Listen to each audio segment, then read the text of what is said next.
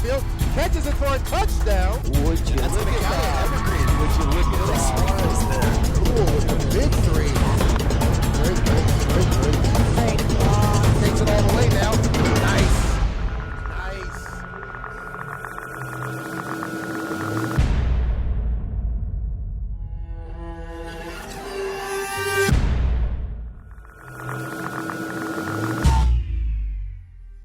Everybody, Matt Griffin here, EPS Sports. We are at McKenzie Stadium for day one of the Greater St. Helens League 3A and 4A Track and Field Championships. In just a couple of minutes, I'll be joined by my broadcast partner, Rodney Lawrence, who you've heard broadcast our football and basketball games with us.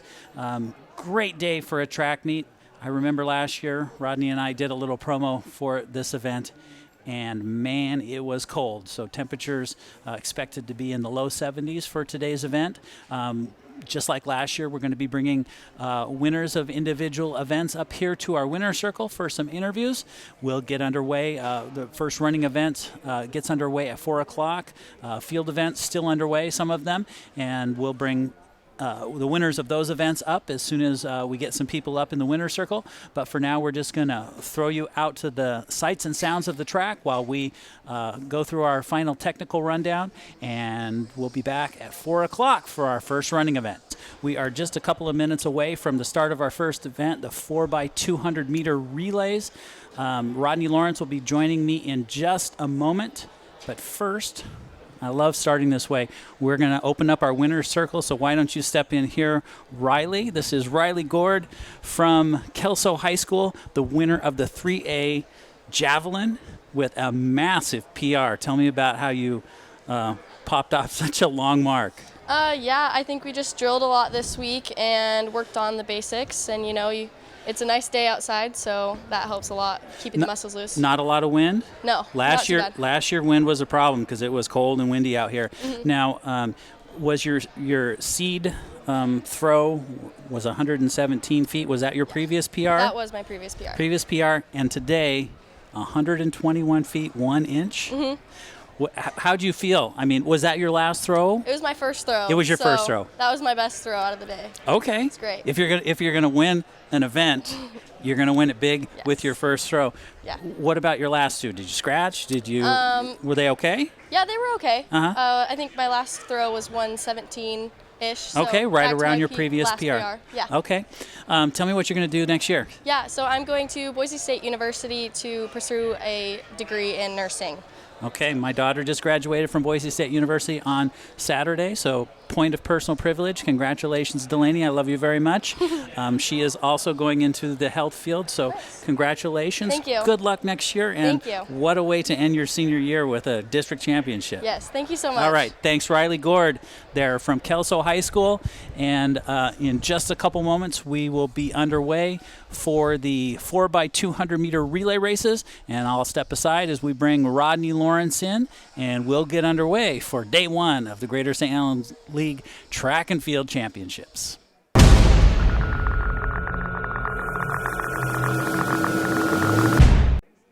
All right, we are back and about to start our first running event of the day. Rodney Lawrence has just joined us. Yes, and, yes. I just got here. We've talked about this each year. The 4x200 meter relay, not a race that a lot of states run, just across the Columbia River in Oregon. They do not run this race. So 4x200, each of the 4 legs is half around the track. What's the key here, Rodney? It's interesting you say that because it's a lot different breakdown and makeup when you're talking about the 400, the 4x1, where the exchanges are so important to winning a race. Right. Just to make sure you get the timing and the coaching on how you're going to let the baton go in which part of the exchange zone. Not that much of that big of a deal when it comes to this race. You have some room. It almost a little bit more room in that exchange zone because you're going a little bit slower. Yeah, and you almost look at it like maybe the first handoff baton that you would see in the mile relay. So right. It's kind of an open hand, look back, make sure you got it and go type thing, not necessarily that sprint handoff. So it's just going to be, about the girls who get out strong. It's always interesting how they, the names here aren't indicative of who's the fastest and who's the slowest. Some teams will put their fastest person third. Some teams will put their fastest person first and get out and get a lead, and then you got to go get them. Okay, it's kind of interesting. Do we have time to take a look at the lane assignments here, Wade? This is the girls 3A 4x200 meter relay. We have the team from Kelso in lane 3, the team from Evergreen in lane 4, the team from Prairie in lane 5, the team from Heritage in lane 6. And the fastest seed time here is the team from Evergreen, 1:53.17. So and if we can, there's our look at the starter up at the top of your screen. He'll wait for a cue from the timing tent. Someone in the timing tent will raise a white flag, and he'll make sure that everybody, the exchange zone judges, all have white flags showing, so everybody's prepared for the handoffs. Now, Rodney, do they have to run in their same lane for the entire race? Okay. Not the entire race, but when they get this exchange and then the second go around, they can come across the way they want to. So at this second to the third runner, Yeah. they can cut to the inside. So again, the fastest seed time here, the team from Evergreen.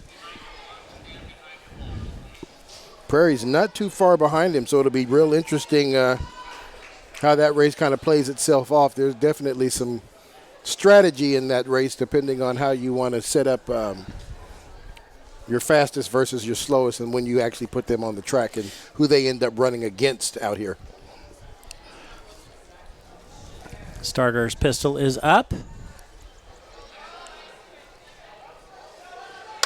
And we are underway for the girls' 3A 4x200 meter relay. Come out of the first curve. Evergreen already making their move. Prairie starting to move as well. Stagger's already made up real early in this race. So, and the two teams that are seated the highest are the ones coming across, and you can actually see how the handoffs look a lot different in this race as opposed to the other one.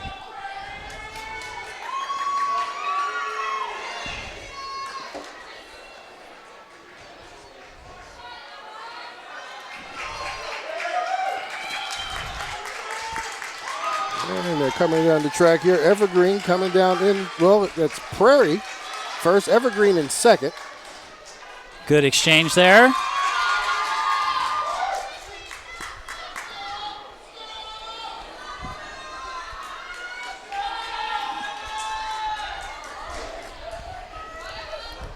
Heritage and Kelso both having some problems on the exchange there. But the race is definitely in the middle of the track here between Prairie and Evergreen. They're on the far side. Evergreen making up a little bit of ground. Prairie first into the final exchange. And there they are cutting to the inside. Yep.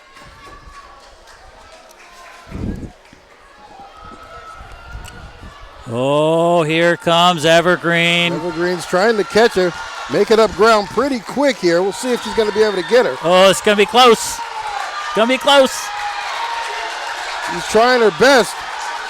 10 meters left, and she is not going to be able to get there, but great race by those two there. Always want to keep it interesting like that. What a great way to start this meet. Kelso comes across in third, and Heritage takes fourth on the race. But great race there by Evergreen and Heritage. Now you didn't see any red flags there I did on not. that second I thought exchange. Maybe I was going to, but they both little bit of a bobble. They got it. Both teams got that within the exchange zone there, so no real issues to speak of on that one.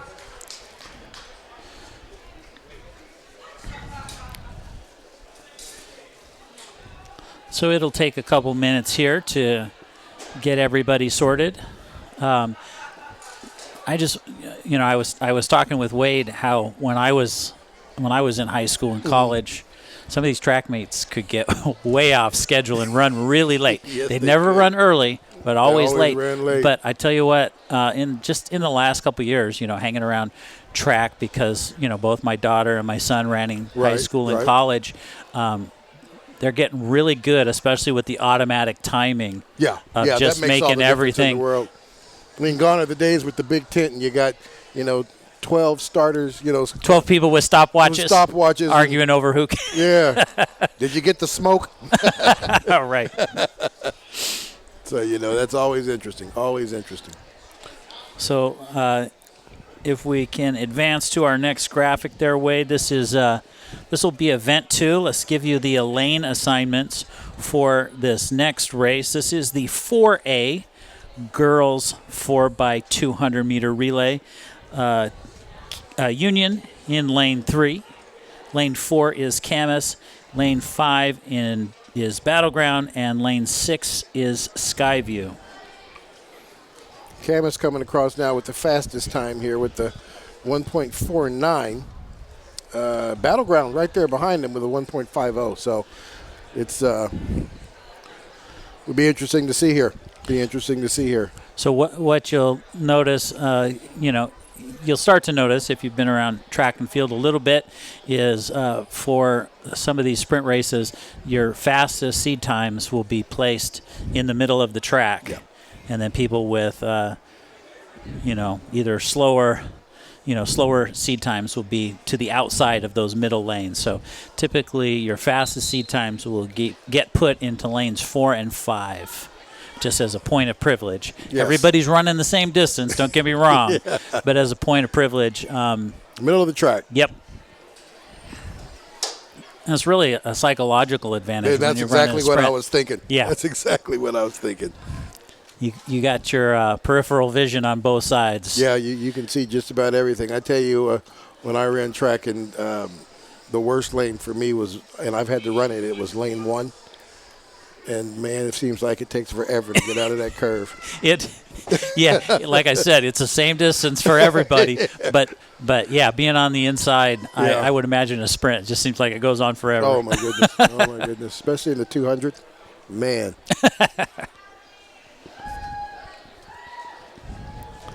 Okay, getting ready for our start. And we are off.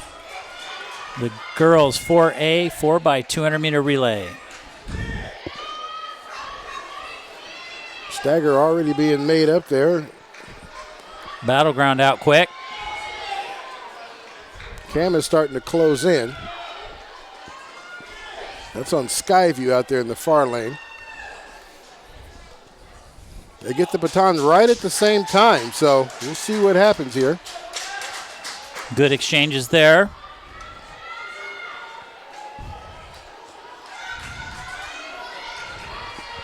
Stagger made up here as they both come out.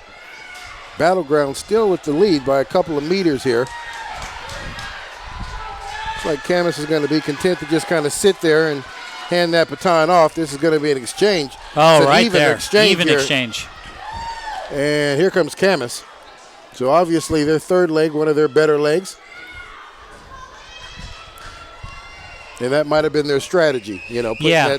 Some people don't always put the third leg as their fastest, or it's generally somebody right in the middle. But, coaches tend to do that, and then you see stuff like this happen. Camas takes a commanding lead. Battleground's going to have to run hard to come and get her. Well, and then coaches will see the other athletes that they're competing against over the course of a year, and maybe come up with a strategy because they're racing against these teams. Yeah, they see each other all year. Summer. Right. I mean, all school year. And Camas is going to get out in front of this. They are not going to give up this win at all. That is a very impressive final leg there. Sure is. Camas. Looks like unofficially 148. I don't know if that's true. Union with the clock down there. Skyview. Yeah. Well, that's definitely quicker than they came in. There are real-time results are available, I'm told, on athletic.net for folks at home. Yeah. One of these days we're going to overcome the technical hurdle right. and try and pump in live times on the bottom of your screen, but boy, that's a lot of work. A lot of widgets Yeah, that we is. got to figure out At how one to point, get into our video switcher. I don't know if that's the same scoreboard from years back, but at one time they did run. I mean, they couldn't stop it. Obviously, it was just continuous time, but they ran it. They were able to put the times on the field clock and out I there. don't think this automatic timing system down here at the start-finish line, which will be just at the bottom of your screen, there's a tent there on the right-hand side. That's where the official timers are, and they've got a couple sensors that run across the track to capture any photo finishes if we need. It. They got a small clock over there, but it doesn't stop. It just kind of runs through the race. Camas looks like they did come through with a faster time than they reported here. It looks like unofficially they came in at about 1:48. Yeah, I talked with Coach Matheson, Adam Matheson from Mountain View about maybe having some runners come up and bring us finish sheets, but right now we're just eyeballing it there from the clock on the far side of the track, and then in a moment here we'll pull up our phones and see if we get some official times. Some official stuff going on here for them. So we'll pause for a couple minutes. There's going to be a lot of running coming up. We have the boys 3A and 4A 1,600-meter runs coming up. So those athletes I don't see have been called out onto the track. I see them out there in the middle of the track there, the white tent at the middle of your screen. I believe that's the clerk of the course where the athletes will check in for their races. Looks like and then come over here once they get everybody gathered, and then we'll get that race underway. So we'll step aside for just a couple of minutes and just take a look at the track on this lovely day. Again, temperatures in the low 70s. A far cry from last year when it was raining to beat the band. Right. All right, so we'll step aside, and we'll be back in just a couple of moments.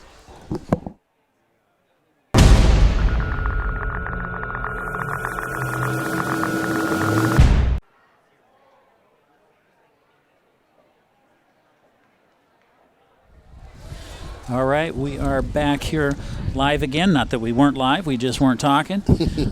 We are getting ready for the boys 3A 1,600-meter run. I see the athletes there along the edge of the track there at the bottom of your screen on the right-hand side.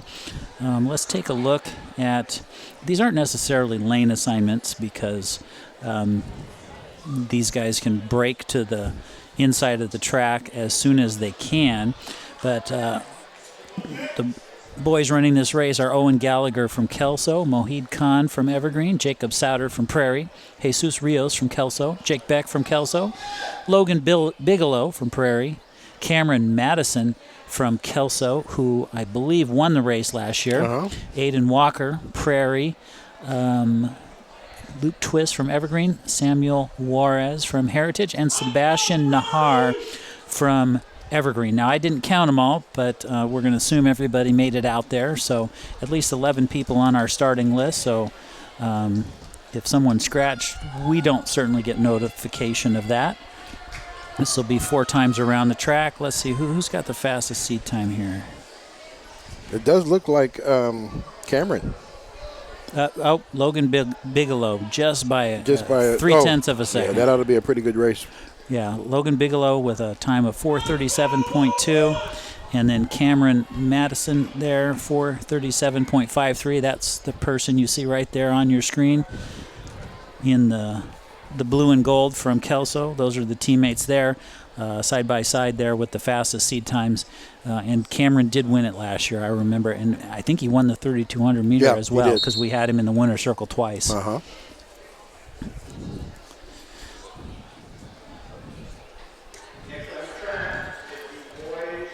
So I was going to say, after our rainy April, this might be the first track meet where they've had to run when it's sunny out. I know. Probably going to get sunburn and heat stroke and everything today, right? They're used to running in, 40-degree temperatures. Yeah, that was a rainy April and even into May.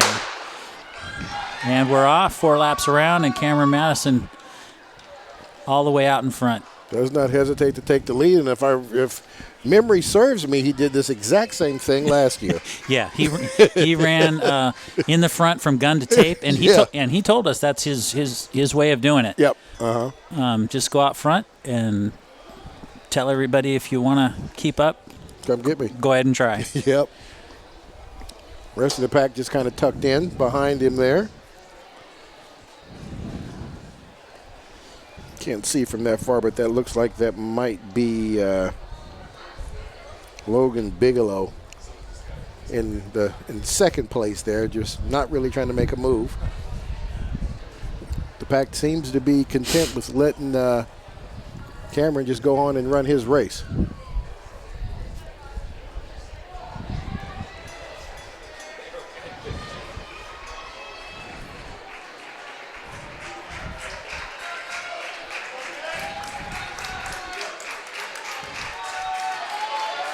About Jake Beck, 71 seconds for the first lap for Cameron. Jake Beck moves into second place there for Kelso.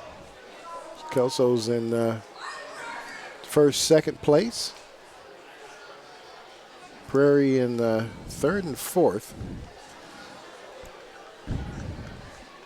Twist looks like he's in the fifth spot tucked in.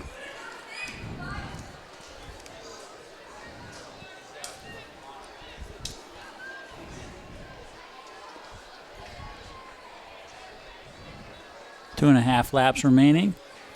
Cameron Madison out front. The race there is really going to be for second and third unless somebody decides they've gone out way too slow and are going to start chasing Cameron. Yeah, they're going to have to start chasing him pretty quick because it looks like he looks good out there on the track.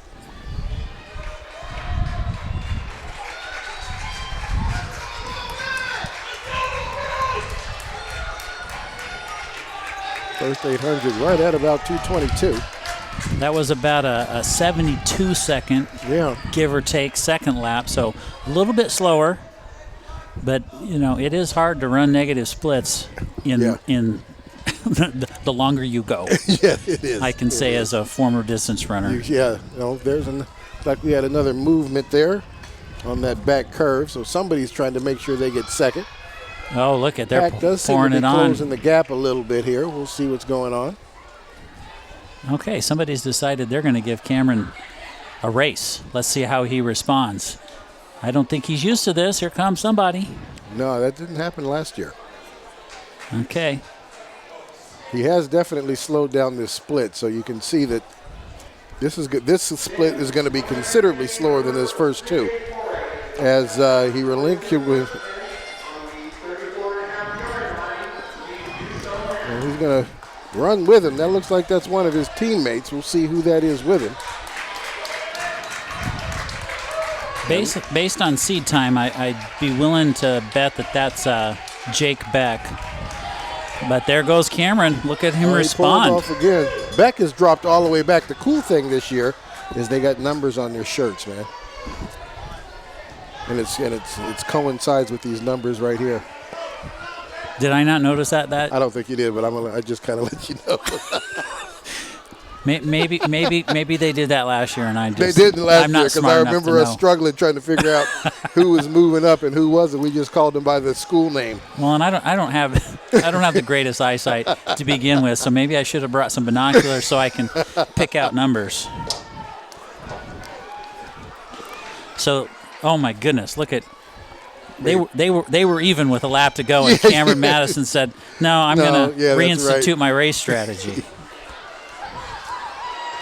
Absolutely thundering final 200 from Cameron Madison. Yeah, sure is. Sure is. Just made all the difference in the world.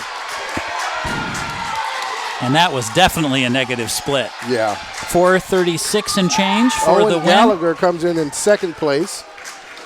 And that's for Prairie. Prairie Falcons. I bet you that was Logan Bigelow. Bigelow, I'm sorry. Yeah, that was Logan Bigelow.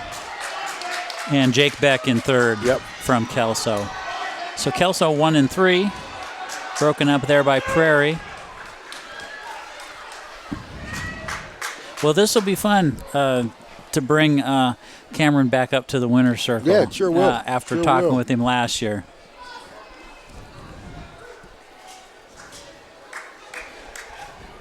Decided to take his time. I wasn't quite sure. I couldn't catch the unofficial time on that, but looks like he was right there. Might have been a little slower than the 4:37. I got 4:36 and change, but Okay. like I said, I need to break out my phone here and look for the automatic timing results so we can get you a better idea. Got a whole team full of chemists showing up. Sure is. Yeah.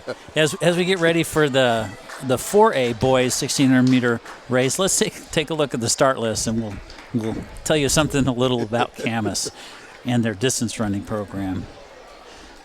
Looks like they have one. Pretty big one. Yeah. So, Wade, do you have that race 4 graphic here?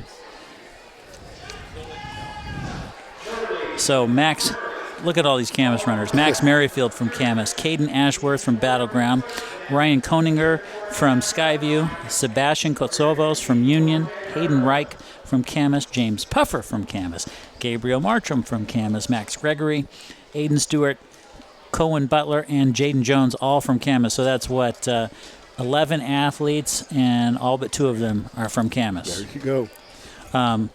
A very storied distance running program. State champions over the years. People that have gone on to run at great Division I schools. So just a great program, and they've got quite a legacy going. Fastest seed time here. Pretty good time for a high schooler.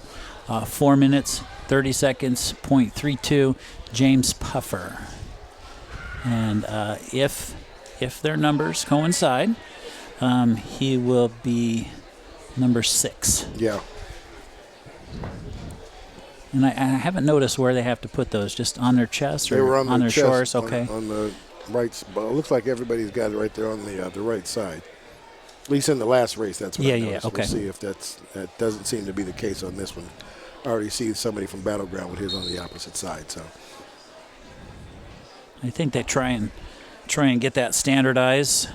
yeah, so the camera catches them when they cross. Right.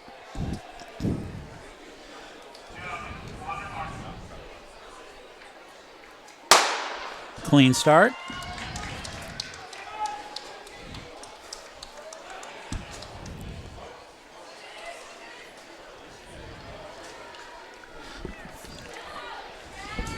The Camas running program gets out there first, second, third, and fourth. And again, James Puffer from Camas with the best seed time by about 6 seconds over his teammate Gabriel Marcham.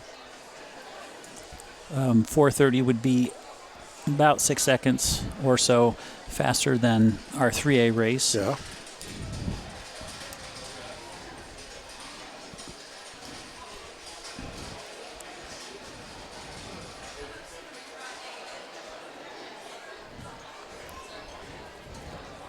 Coming down the straightaway here on that first 400.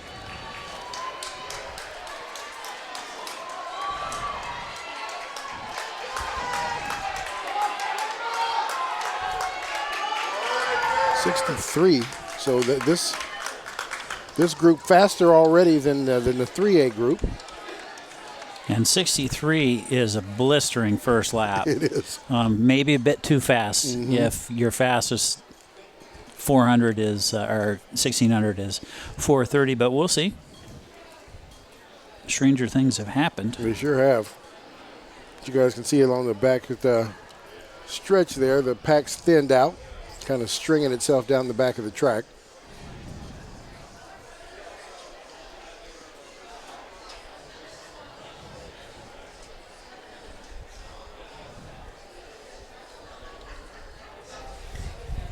Camas coming around the corner in first and second. Distant third, also a Camas runner.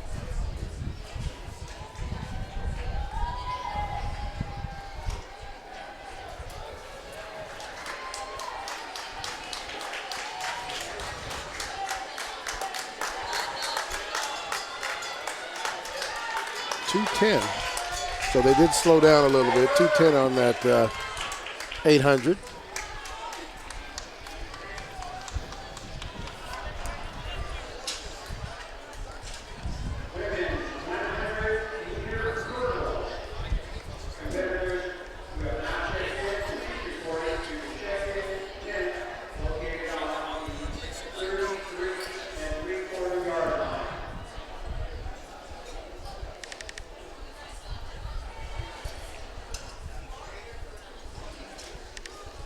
Race now seems to be for third place back there on the back curve.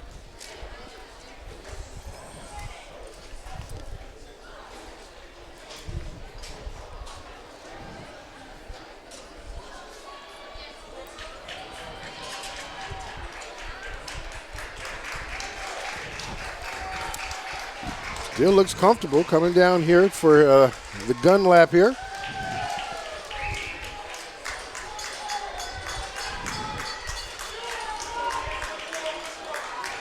Now, was that number one? That's what it was on in the number shirt. one? Yeah. Max Merrifield from Camas out in front, if that's the case. But his seed time is way back from James Puffer. Yeah, it so sure is. That's a little confusing to me, since I don't know these athletes personally. I'm desperately trying to log in to our automatic timing so I can see where we are.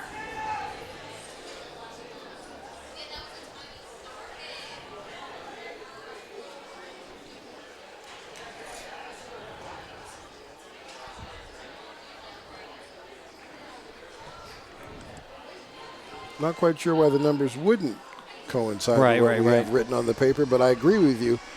This guy came out and had the race of his life, if that is the case.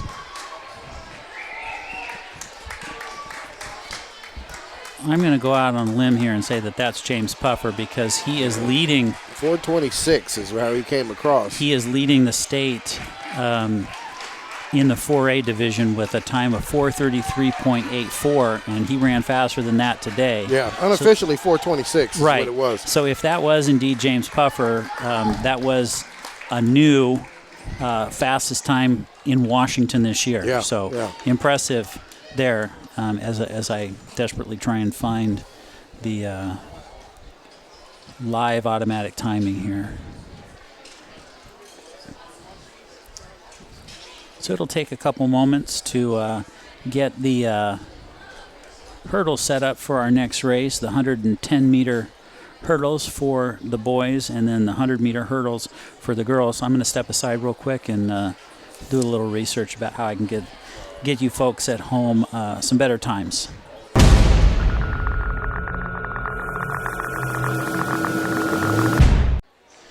All right, we are ready here for our next Winner Circle interview. You saw him win the third race of the day, the boys 3A 1,600-meter run. Cameron Madison, why don't you step in here? So this is your third district title, right? Yes, correct. Tell me about your race. It was all right. Hot out, obviously. It's like 72 or something. That's not hot. So, It's certainly warmer. Yeah, it's warmer. Warmer than the wet Warmer spring. than Rodney and I what were we've been talking doing. about. Yeah, I mean, you've probably run a lot of races in the rain this spring. yeah, rain, hail, pretty much everything.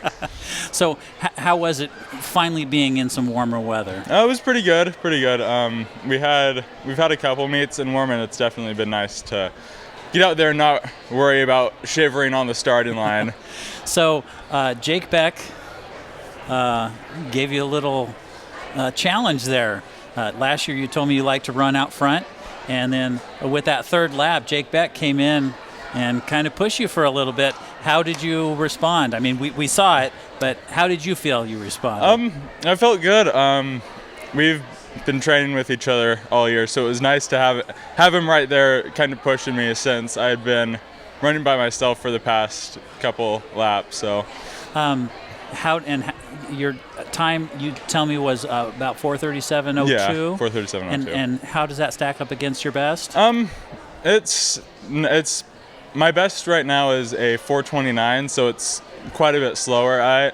I don't know quite why, but I haven't really been able to stretch my legs as much in Okay. 16 this year. Okay, well, we've got the 3,200-meter run tomorrow, and you're going to be a favorite to win that one again. You Really excited. You like to run out front.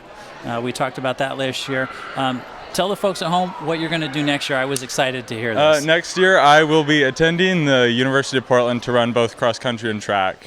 And the University of Portland, great school. They have got a great distance running program, so you're going to do very well there. So congratulations Thank you. on your 3rd district title, and we'll be looking for you again tomorrow. All right, thank you. All right, thanks, Cameron. All right, we'll be back in just a couple of moments with the 3A boys. Is it boys, Rodney, coming up next? The 110-meter hurdles, I believe. All right, so we'll step aside and get ready for this next race. All right, we are back here as we get ready for the boys 3A 110-meter hurdles. Let's take a look at your lane assignments here. In lane 1, Derek Turley from Prairie. In lane 2, Jonathan Holland Pratt from Heritage. Silas Watkins from Kelso in lane 3. Kyle Chen, great runner from Mountain View. In lane 4, Caden Bolds. Also with a really good time in lane 5, Salik Khan from Evergreen, Nolan Matheson from Mountain View, Bentley Jacobs from Kelso, and Spencer Wade over there in lane 9. The fastest seed times, Kyle Chen, who I believe won this race last year, and Caden Bolds with the second fastest seed time. Kyle Chen, 15.41, Caden Bolds, 15.81. Yeah, definitely the 2 quickest right in the middle of the track. We kind of talked about that earlier, but I mean there is a big difference in the numbers and how they drop off when you get out of lanes. What is that, 4 and 5? What's the trick here, Rodney? I mean, it's obviously don't hit the hurdles. Right, that is the trick. All day long, that's the trick. But it's going to be a good start out of the blocks. Drive through that first hurdle. And then the cadence and the consistency. And how many steps are they taking here? They're going to take 3. You rarely will you ever see the boys take more than 3. Okay. Rarely will you see that unless somebody starts stutter stepping real bad. You're going to see 3. It's the cadence that you build in your head, and it just 1, 2, 3, and you're out there. And it's one of the coolest races to watch. I like watching it. Yeah, we had some folks ask us, are you penalized if you hit a hurdle? That's the penalty. That's the penalty. Hitting it hurts. You could fall. And it will slow you down. And so long as you're not impeding another runner. Yes. And that is the only other thing. Or out of your lane. Yeah. When you fall, you can get up and keep on going. But don't do it in such a way that you impede another runner, because even if you get up and continue, you will be disqualified if in the process of knocking over a hurdle. Yeah. This is a tough race to get up and finish. Yeah. If you fall, if you hit the ground, you're generally done. Yeah, you don't get up.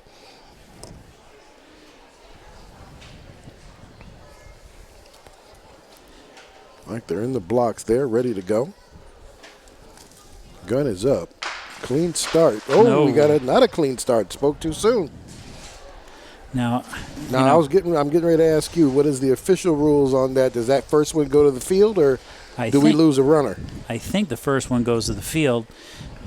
At the district level, don't quote me on this, but at the state level, you would be out. Yeah. But let's see. You gonna make somebody go home? They're talking to somebody. They're picking up a block. Nope. One and done. Yep. That's really unfortunate. That looks like that was lane 2, wasn't it? No, are they letting him reset it? No, they just brought him back in. Oh, okay. Let's see. I'm gonna scoosh down here.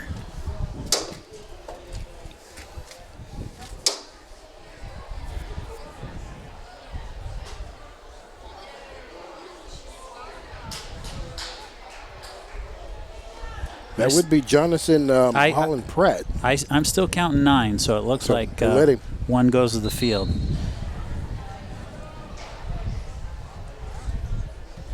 All right. My guess then would be if you do it again, you're done. Yeah, that would be my guess as well.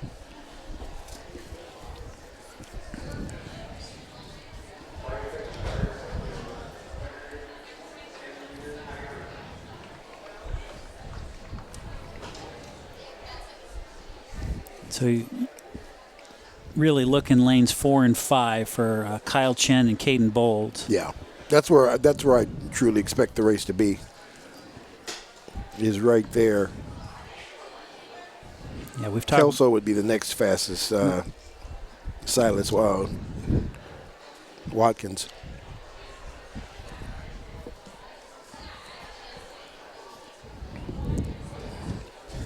We're back in the blocks.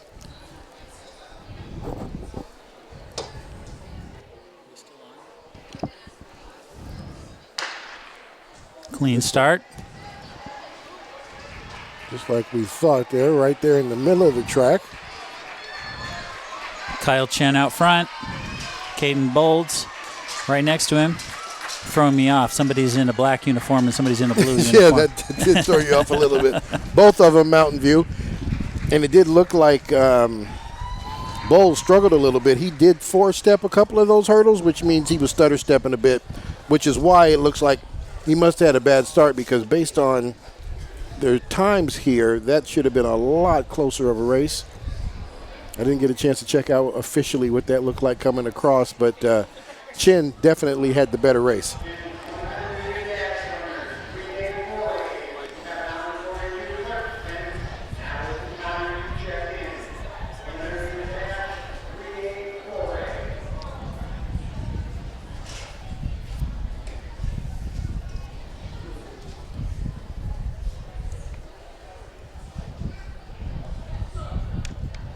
Jump down here to the four-way.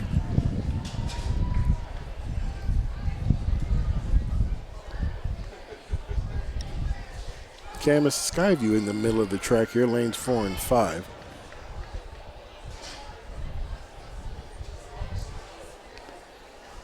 Max Ensinger and Jonathan McAtee.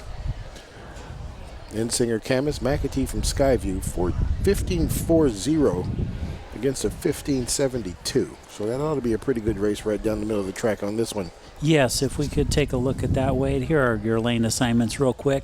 Tobias Chappelle from Union, Edward Tenbrink from Union in lane 2, Jordan Warren from Union in lane 3, Max Ensinger from Camas in lane 4, Jonathan McAtee from Skyview in lane 5, Calvin Hubbard from Battleground in 6, Cody Young from Camas in lane 7, Matthew Brown from Camas in lane 8, and Noah Lawson from Union in lane 9. All right, looks like what's probably holding us up, we either may have got a little bit ahead of schedule, when they definitely like to stay on schedule in these type of meets, and or making sure that the tent down here at the finish line is ready to go. Don't see the ceremonial flag hanging out of that tent down there that suggests that we're ready to start the race.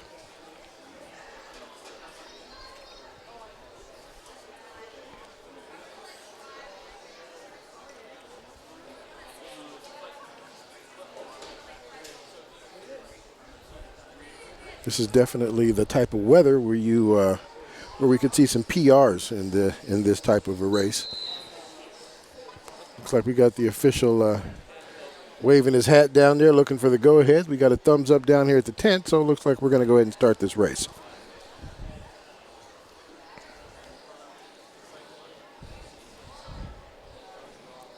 Speed of this race, as I had mentioned before, right in the middle of the track, lanes 4 and 5. Ensinger and McAtee.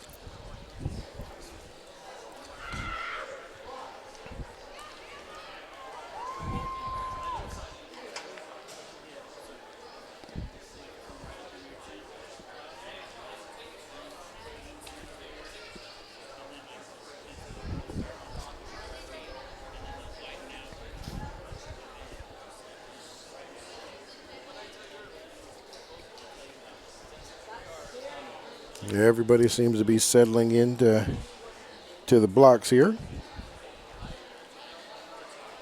Gun is up. And we got a clean start. And right down the middle of the track as we expected. And this is going to be a close race between Inslee and McAfee. Inslee pulls this one out, and Inslee and McAtee both come in first and second on that clock. Nice close race there. Clean race. Not a whole lot of hurdles being hit. Not a whole lot of movement. Last two, that's generally when you see hurdles hit, they're really kind of bear down trying to get to that finish line. Kind of blow through those hurdles. Nice finish there.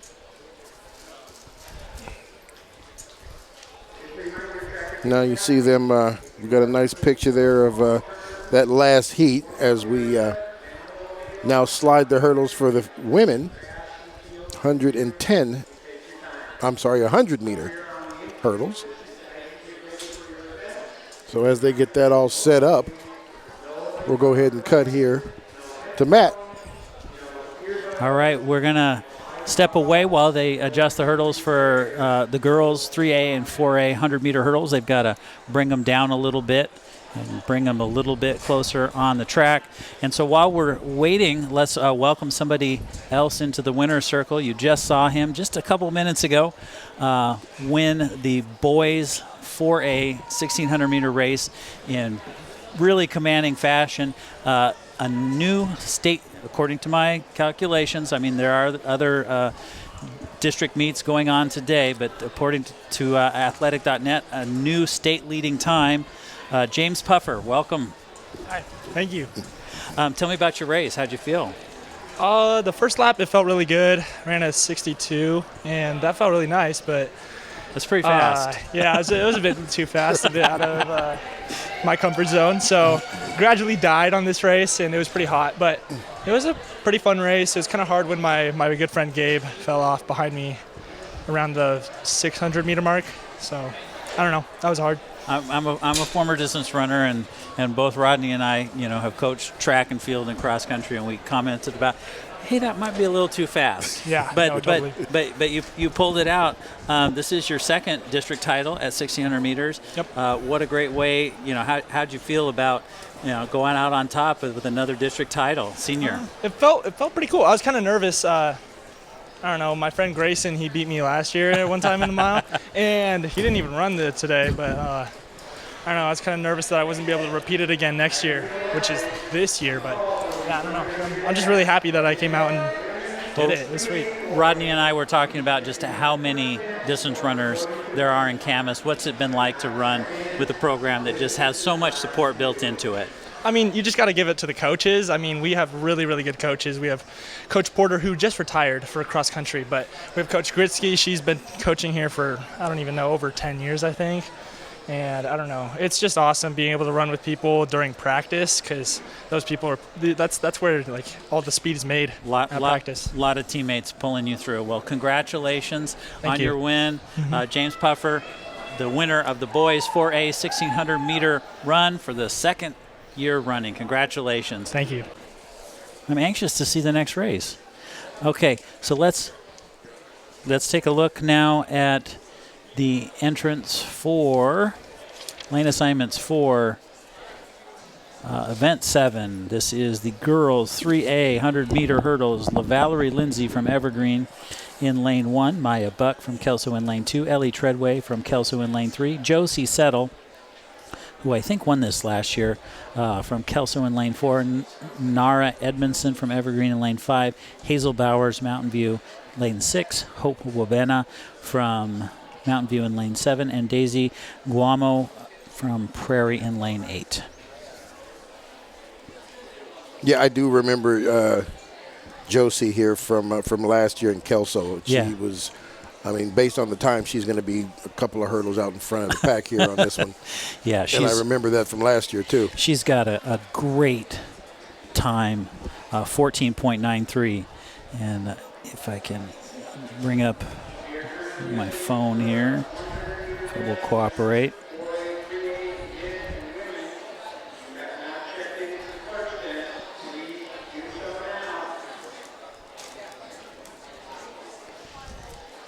Now, this is when you can possibly see people taking I would imagine Josie 3 steps this all the way down, but the other ones, we might see 4 steps in between each hurdles, and we might see 5. Right.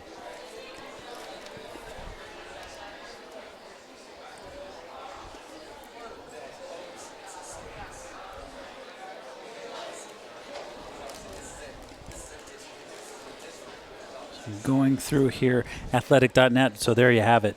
Josie Settle leading the state by a good half a second. Fastest time in the state this year. She is a senior, 14.93, and that is her seed time. That is her seed time, yeah. Yeah. So a state leading time here, and if it's not too hot. And almost a full 4 seconds faster than the next person in this heat with her.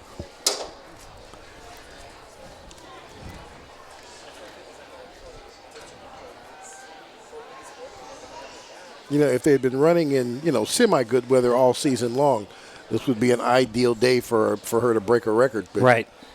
Now you're in the space where it almost could be possibly too warm for them because they're just not used to it. Well, and what I noticed from kind of looking up out across the track, you can see some of the flags on the infield. They are not moving at all. This is a really calm day. Mm-hmm. So, in some of these sprints, Mackenzie Stadium is just kind of strange. Sometimes the wind goes one way and sometimes it goes another, but really calm conditions, and that's going to be conducive to some faster times.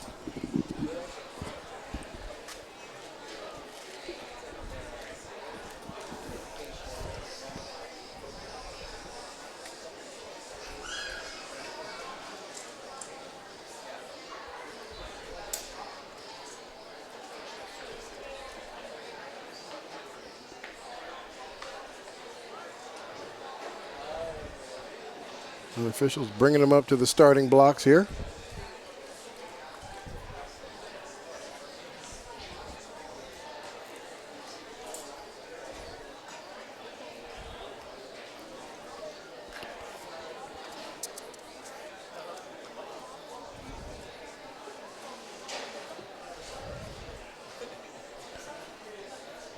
Oh, I am so happy, Rodney. I just found our live times. There we go. Okay. Good job.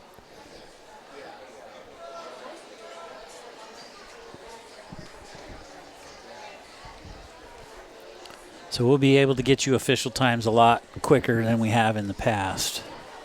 Instead of Rodney and I guessing kind of what the clock says. Right.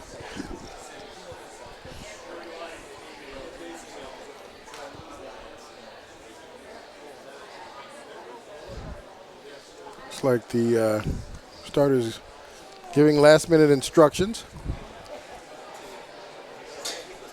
So, again, they drop these hurdles down. I don't know what the height on these is. Do you remember, Rodney? I do not. Boys, of course, longer stride, typically longer legs, running over taller hurdles. They drop them down a couple notches. And then now the distance between them does not change. It just they're just lower.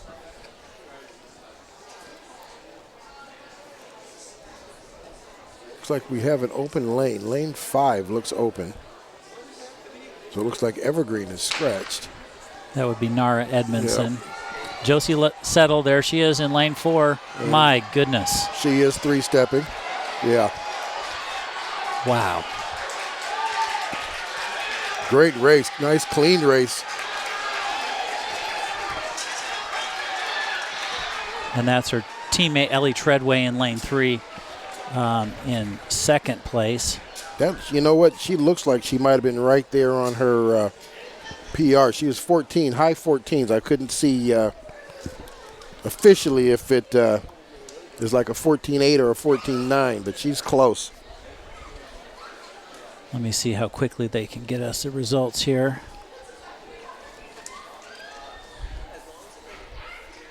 I need to bring an iPad out here. My phone's too small. Yeah.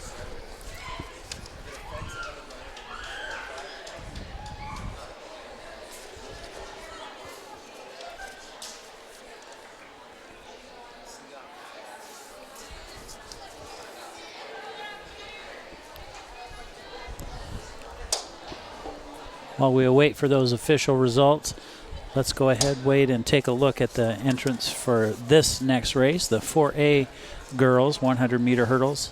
Ella Betaneski from Union in lane 1, Raleigh Fisher from Skyview in lane 2, Kit Greenhill from Camas in lane 3, Amem Tikperi from Skyview in lane 4, Gabriella Thompson from Camas in lane 5, Catherine Sittler from Camas in lane 6, Audrey Fairbrother from Union in 7, Audrey Joner from Battleground in lane 8, and Ryan Manns from Union in lane 9. And this race seems to be a little tighter. We've got 3 here in the middle. Skyview being the fastest, 15:92. But we've got 2 16s on either side of them, both Camas runners. So this potentially can be a nice close race here.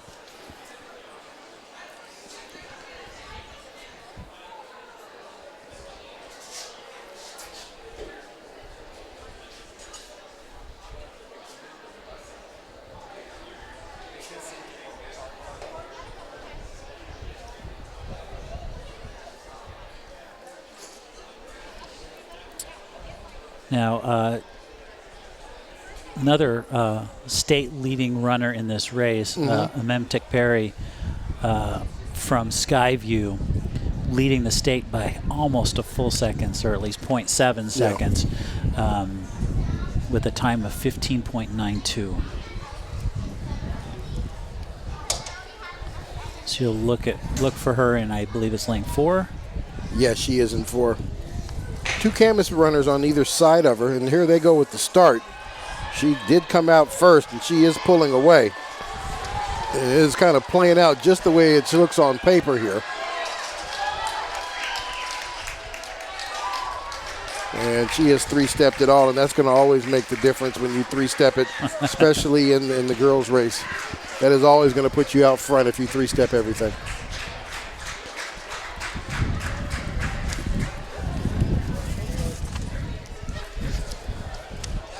Excited about the win. I didn't get to see unofficially what she did on that one.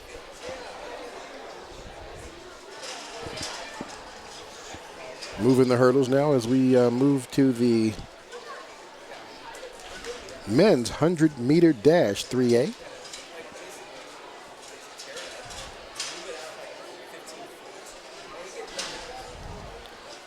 And there we have, I finally refresh my browser here. Josie Settle winning that race, the 3A girls race, in a time of 14.96. She has run faster, but an absolutely commanding race. Ellie Treadway in second with a time of 19.35. But Josie Settle, if she can continue running like that, is looking at a state title. That most definitely. I mean, she came in, 2/10 slower, right. 3/10 slower than what her seed time was, and I mean, I knew she was close when I happened to be looking at the clock when she went through, and it was still 14, so I just wasn't sure if it was 8 or 9. Yeah, just 3/100ths of a second off of her best seed time. So I mean, that race right there was probably the second fastest time run by any 4A athlete in that event this year. I would say probably without question. So most definitely. She's got several of the, I'm sure every time she's run, she's got another top 10 time in the state. Yeah. But they're only going to give you one of them. Yeah. So we'll step aside for just a second. We're getting ready for the 100 here. For the 100 meters. And maybe we won't, because it looks like they have cleared. All credit to the hurdle crew. Yeah. For clearing those hurdles out really quick. The fastest I think I've ever seen that happen. I just remember those days begging for athletes to come help. Come. Can we get a couple of parents out of the stands? Yeah. But, credit to Adam Matheson, athletic director for Mountain View High School, who is the lead meet official today, organizing this event, taking the lead. We have all the coaches out there helping in some capacity, judging events, working as clerks. All volunteer event for sure. Oh, yeah. Let's see, I'm going to scroll through here and see if we have times yet in the 4A hurdles. For the girls, we do not yet.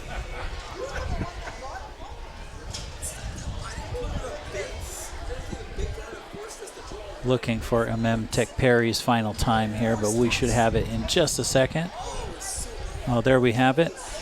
Tech Perry with a time of 15.68. Don't know where that stacks up in statewide, but she won that race by about 0.8 seconds. So yeah. Great time. And as we mentioned, she won that event last year.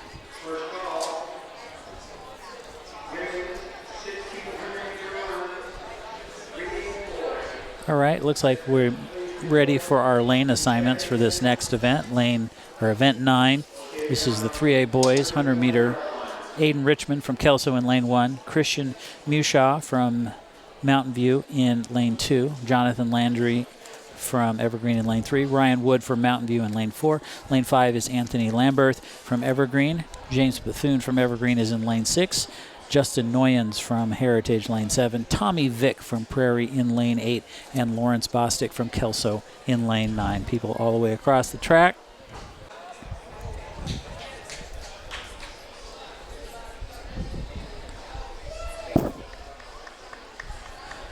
Jonathan Landry and Anthony Lambert, two Evergreen, in lanes 3 and 5 that were surrounding him. So that could be a close race. Both of them have seed times of 11:59. That's gonna be good for a runner to have, to pull off of somebody if they are indeed just that hair faster. Gun is up, and we got a clean start.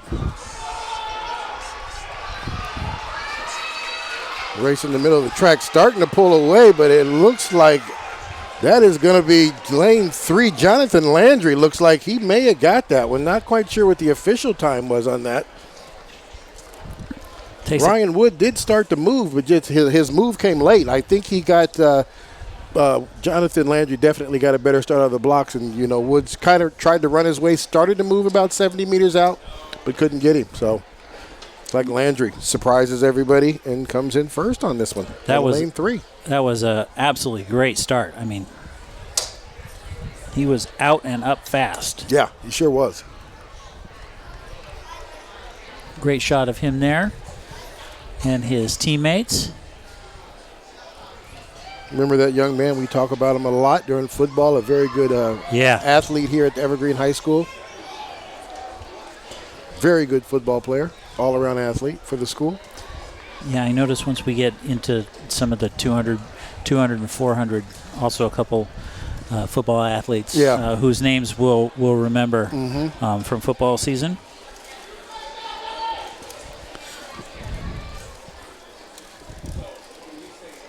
All right, jump down here to the 4A, middle of the track.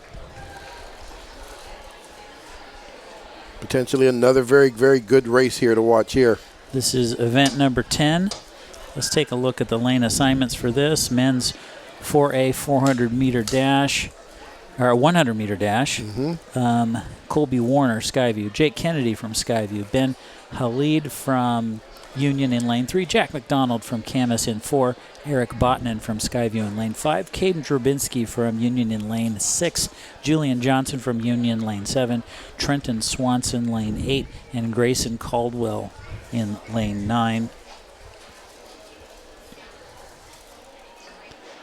And right there in Jack McDonald, 11.03. So, I mean, if anybody's going to go sub 11, he looks like he could be the one to do it here based on his seed time here. And there's our results that I just saw for the boys 3A 100-meter dash. Jonathan Landry out front, 11.23. Okay. Ryan Wood, 11.29. James Bethune, Evergreen, 11.31.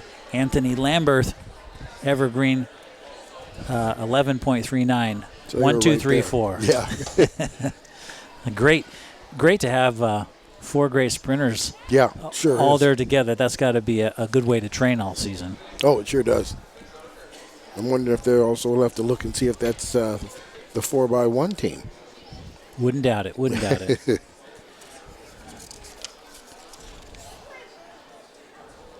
I'm looking ahead. I think I've got it here.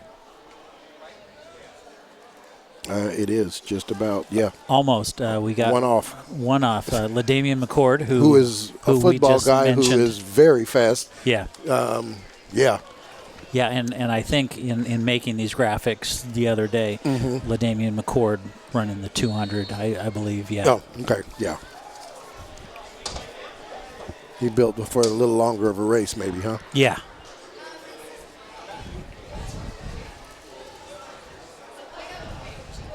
We've certainly seen him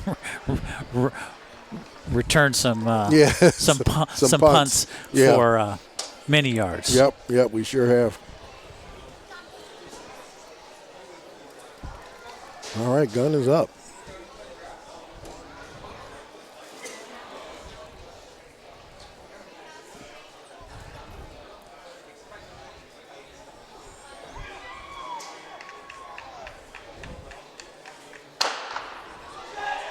Good clean start right there in the middle.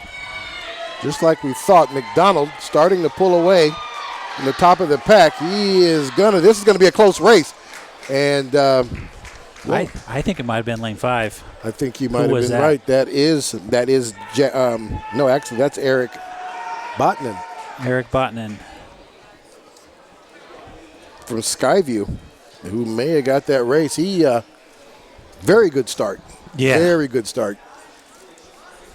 But I think his buddy up on the far end of him, that looked like that could have been Jake Kennedy, who could have got second. We'll know in just a second here. So I hit refresh a couple times. That's so great about automatic timing. Getting results so quick. Yeah. Yes. The way I eyeballed it, McDonald may have gotten third. I don't know if lane 2 may have squeaked out. Jake Kennedy may have squeaked out second. We'll see. Yeah, these results are available in as close to real time as you can get it. live.athletic.net. You can start a free account to see the results. I'm not sure if you even need an account just to see the results. I don't think you do. Yeah, for I think the you live just results. log in, yeah. Yeah. All right. It's time for the girls.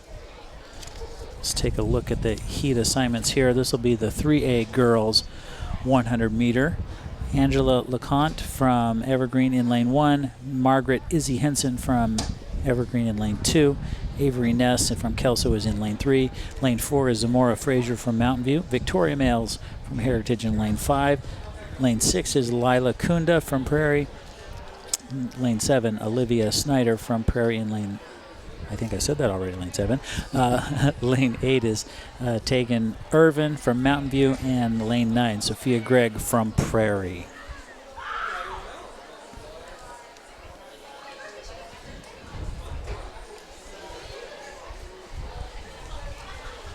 And there are the results of the boys 100 meter dash, and it was Eric Botnan. 11.18. Oh, okay. And my goodness, that was a tight finish. His teammate, Jake Kennedy, 11.19. Oh, I knew it was tight. Yeah. I knew it was tight.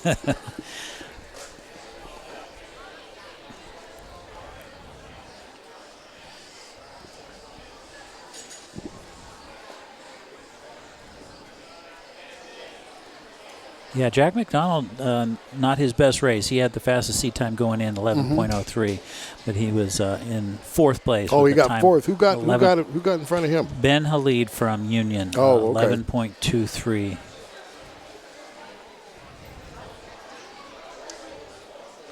So pretty fast times. Yeah. And they shook it up. Yeah, a little did. bit. They did. Compared to their seed times.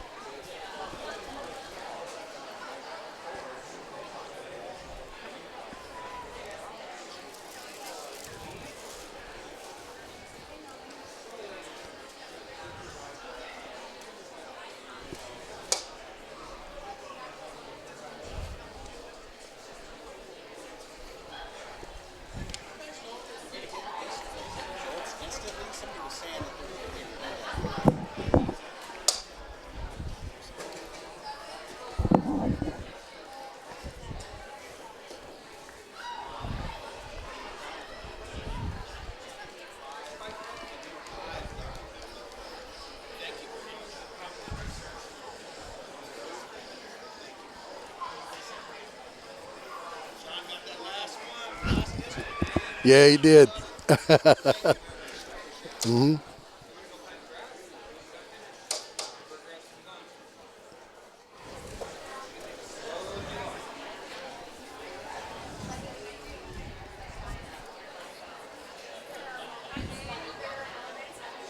All right, these are the girls here, right down the middle of the track.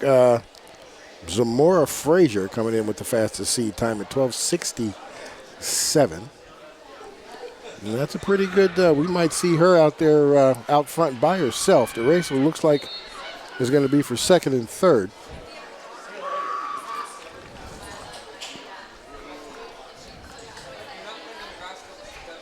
.13:04 in lane 5 and 13:47 in lane 3.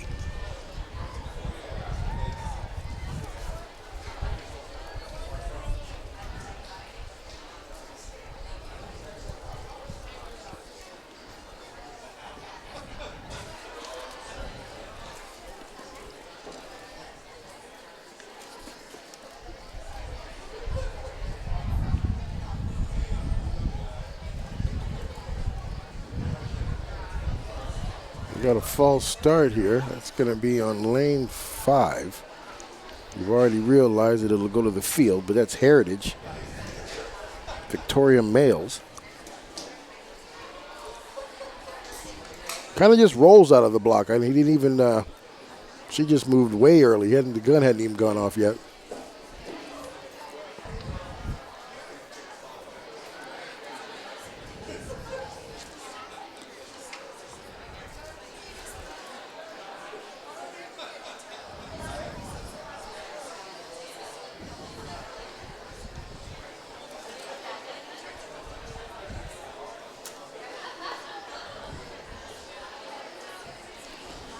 False start like that, going to rattle your confidence a little bit. Yeah. Kind of adds a little bit of tension to everybody, but especially It does. especially the person It did who it. started. That can stick you in the blocks for, you know. Yeah, psychologically, don't do it again. Yeah, exactly. Everybody's going to be paying attention now. Gun is up. And we got a clean one. Zamora takes the lead right out of the gate. Starts moving big at the halfway point.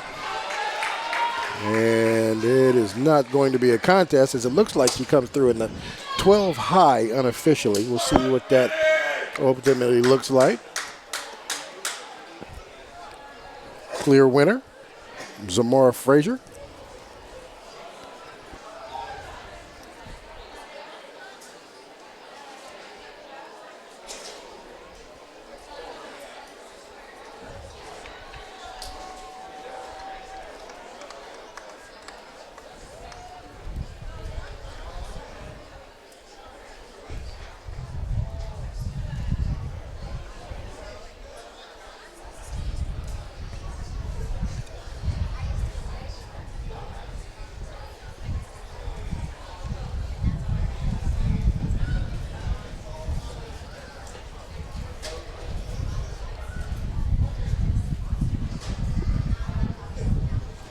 All right, as they gather at their blocks, let's take a look at our lane assignments for event 12, the girls 4A 100-meter run.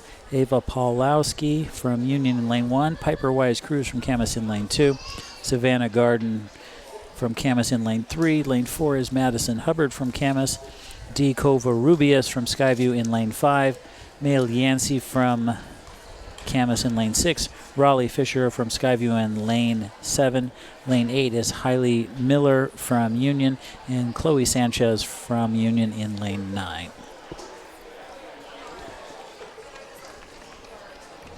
All right, Madison Hubbard. That name's familiar from last year, isn't it? Yes. Yeah, okay, that's what I thought. 12:05, right there in the middle of the track. And I was looking, one second. Let's see if I can pull it up real quick. Yes, Madison Hubbard has the currently ranked second in the state according to athletic.net with a time of 12.05. Yeah. That's what they have here for her seed time as well. So which she set at the Nike Jesuit Twilight Relays, and that is a big meet. Yeah, it's a big race. You don't get invited unless you're fast. Mm-hmm. And the top time in the state was also set at that meet in the same race. Brooke Lyons from Tahoma. Oh, okay. So a fast race over there at the Nike Jesuit Twilight Relays back on April 28th. And she's got a teammate right above her in lane 3 and Skyview in the lane underneath.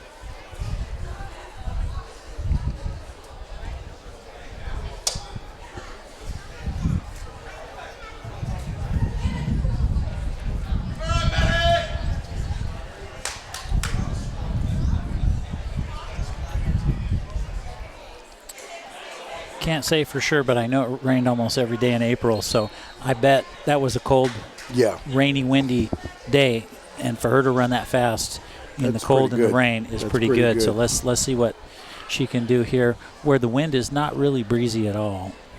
Real calm day. It is.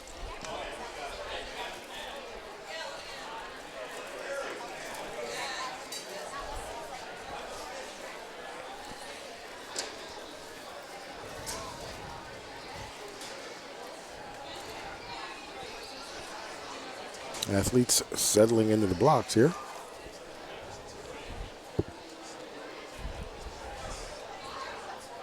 Gun is up. Clean start. Madison right there in the middle. That is Skyview coming out real quick on that one. Not what we expected to see. And she comes out there and takes it handily, beating Madison Hubbard by a nice little bit. Deco Varubius there. Yeah. And if I'm not mistaken, she was. Didn't we talk to her last year? Yeah. I'm trying to remember names. That name sounds familiar. Yeah, didn't have a lot of chance to do as much research as I would have liked going in, but incredible race from her. Great finish there. Sure is. It does look like Madison Hubbard does seem to be limping pretty heavily.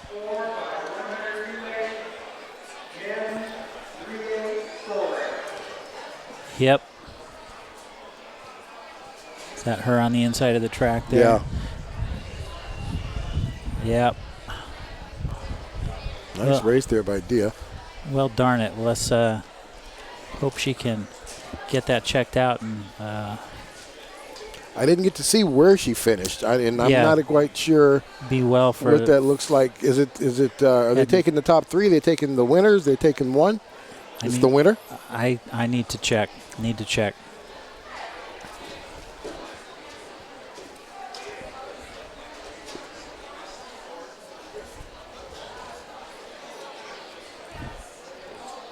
Going back to the girls 3A, official time for Zamora Frazier from Mountain View, 12.79 in that very commanding win. Yeah. And we're just waiting just a moment for the update here on how things shook out for the 4A race. D. Covarrubias out front. The sprinters, they seem to be running a little slower today than their seed times. And it might be, they're not used to it. What is it? It's probably like just making 70? Yeah. Yeah.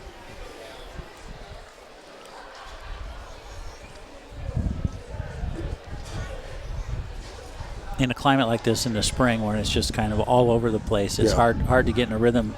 Yeah. When I ran in Southern California, it's always warm. Always warm. I ran my fastest times with about 80, 85 degrees. Yeah.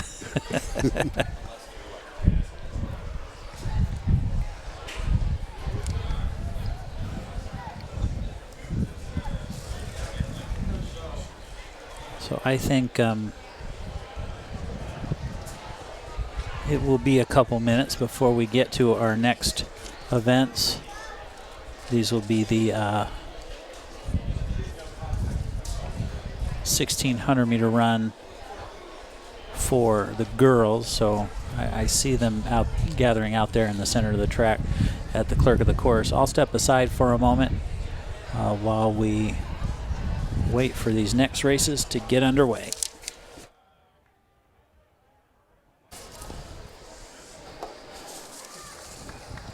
Matt Griffin alongside Rodney Lawrence, back with you.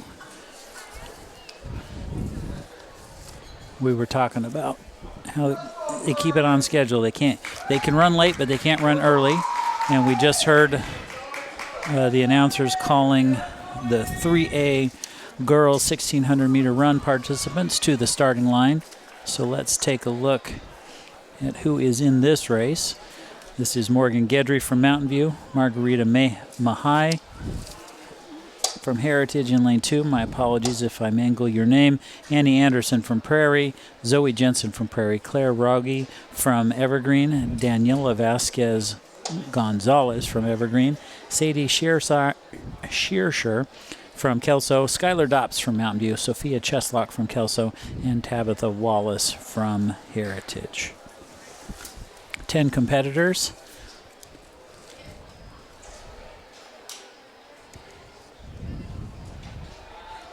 And I think I'm only counting 9. Yeah, it looks like we might have had a scratch there. Fastest seed time would be Claire Rogge from Evergreen with a time of 5:41.62.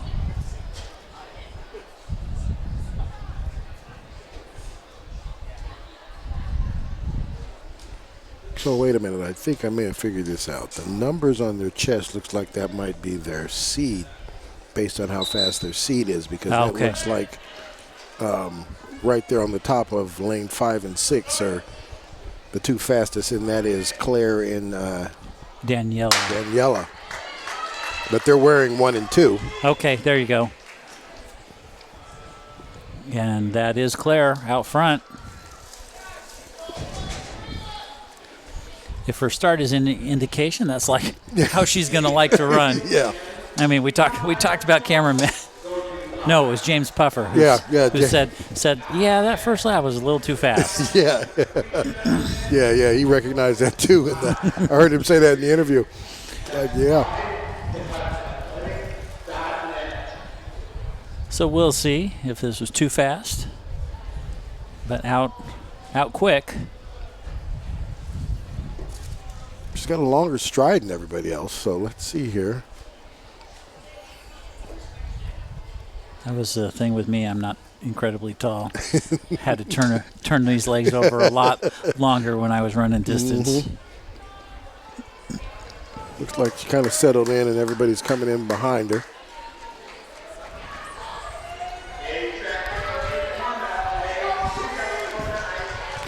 Content to let her take the lead. Nobody really tried to do any moving. It looks like they slowed down considerably.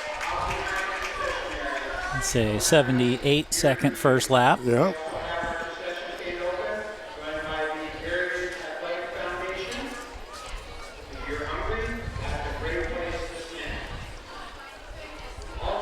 Look like the 2 Evergreen runners followed by the 2 Prairie runners, Annie Anderson and Zoe Jensen.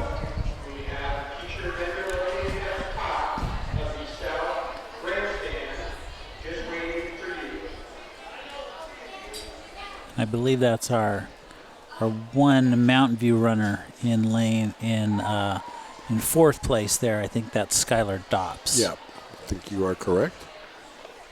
May have slowed down considerably, but nobody's trying to make a move. They're going to let her keep the lead.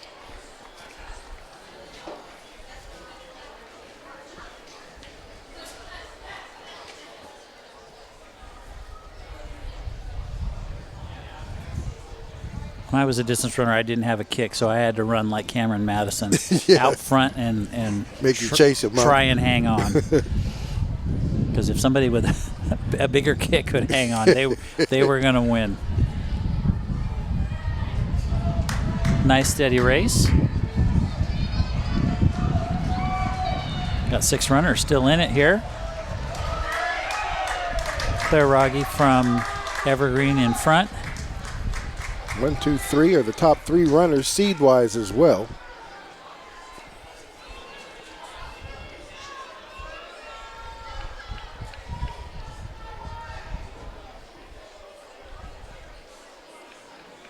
So it looks like that's Annie Anderson in 3rd place, tucked in. Daniela, tucked in behind Daniela, who seems to be comfortably in 2nd.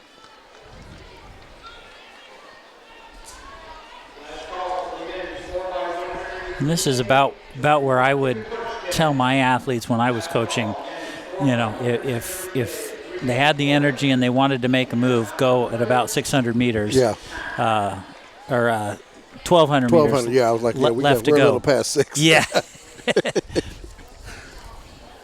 With 1,200 meters left to go. Yeah. In the 1,500, you want to go Yeah. about there. Now, this might have been a negative split here. It looks like she did pick up the pace a little bit.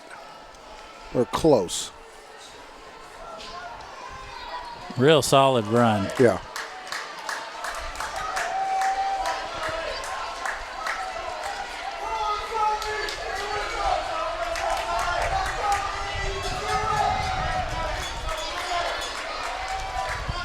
Annie Anderson seems to just be waiting. I'm wondering if Who do we she's going to make a move here. Who do we have there in 4th, Rodney? Is that a sleeper coming up? It doesn't look like it. Looks like possibly Heritage.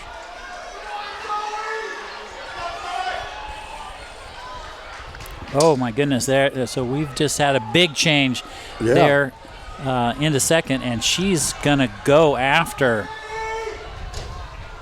And the way she's closing, She's gonna she go might, after Claire Rogge. She's. We'll see what she does here in this curve. I guess as she gets to the home stretch, I'm sure Claire's going to have some teammates who are telling her that somebody's coming, but Yeah. I don't know if there's enough real estate to catch her.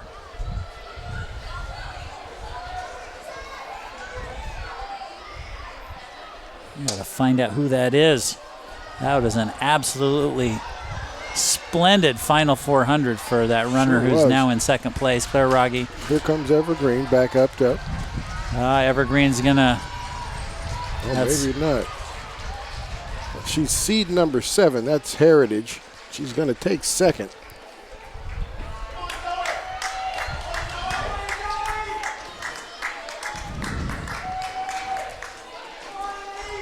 Claire Rogge, commanding win there. Yep. That is Heritage. Is that Heritage that came in 2nd? I believe so. Let's see. Yeah. Seed number 7. Take a second here for the results to come through as we bring our last competitors across the finish line.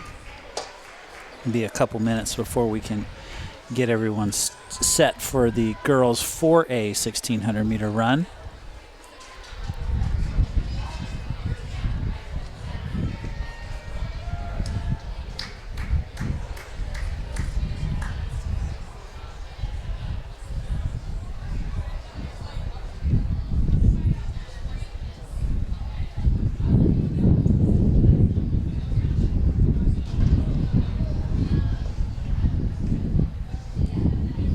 Probably hear it in my microphone. The wind starting to pick up just Yeah, a it is, little. Just a little bit.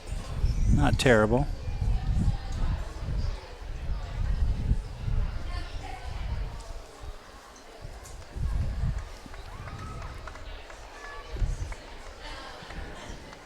You are watching day 1 of the 3A, 4A Greater St. Helens League Track and Field Championships. Day 2 tomorrow. We'll go on the air about 3:30. We like to make sure all the equipment's up and running, so we'll come up about 3:30, say hello, and then step aside for a minute while we work out any kinks that show up as we get ready to broadcast. But again, like today, first running events tomorrow start at 4 o'clock. Last event, both today and tomorrow, scheduled around 6:55.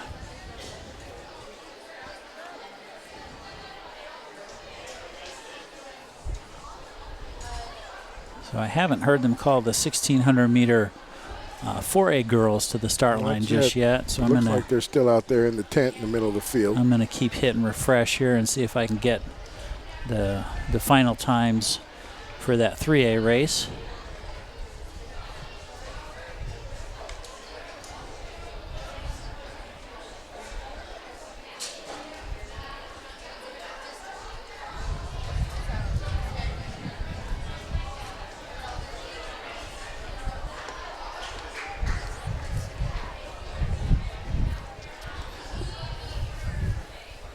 Middle of the track there. Teams are starting to get ready, practicing their baton handoffs for the 4x1, which will be the race following the 1,600 meter for the girls. Yeah, on the west side of the track, they've got the warm-up area, and during the coaches meeting, I had heard that the warm-up area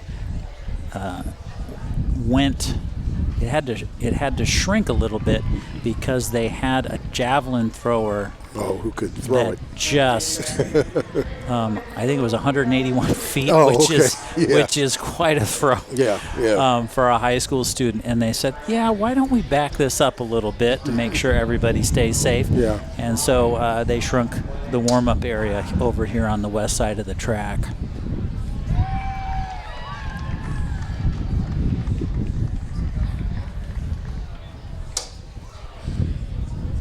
We do want to thank all of our meet officials today, all of the starters and lane judges, timing officials, all USA Track and Field certified. And I know, because of COVID, we had a lot of folks, who had been just kind USA Track and Field, officials for many years, and they just elected to retire, as many people did during COVID. And so there has been a push from USA Track and Field to get more folks certified. And so we thank all of them for their time.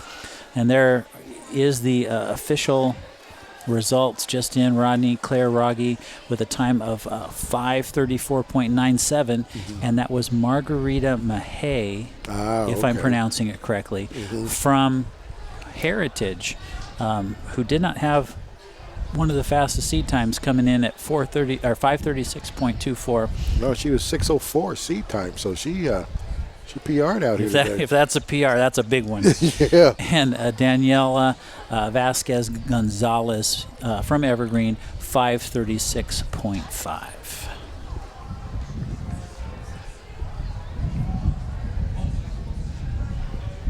All right. We'll step aside for just a second here, Wade, while we wait for folks to... Nothing like an efficiently ran track meet, huh? Yeah, to come up for the 4A girls 1,600, and we'll get ready for another winner's circle interview with someone. We'll figure it out in just a second. We'll be right back.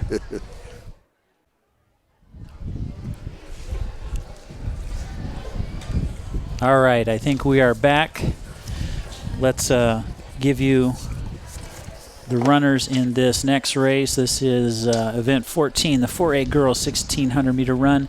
Kayla Gorchels from Union, Abigail Rounds from Union, Lauren Amato from Skyview, Natalie Petty from Camas, Daphne Evenson from Skyview, Charlotte Wilson from Union, Bethany McKinstry from Camas, Jalen Lehner from Union, Gracie Bazell from Camas, Amelia Merritt from Camas, and Marilyn Green from Camas. Like the boys' race before it, lots of Camas runners out here. Keep an eye on, let's see, where's our fastest ones, Rodney? Well, Charlotte Wilson from Union. And they are off. Looks like a little jostling there, trying to find right there on that first curve. Camus jumps out there in front. I'd like to suggest that they're going out a little too fast. Yeah, that looks like that might be Charlotte Wilson right there on her shoulder. We'll see what that looks like when they come around. When we wrap up this race, we're going to talk to Claire Rogge, who just won the girls 3A with a brand new PR. We'll chat with her in just a couple of minutes, but let's get this race underway and over before we go back to the winner's circle.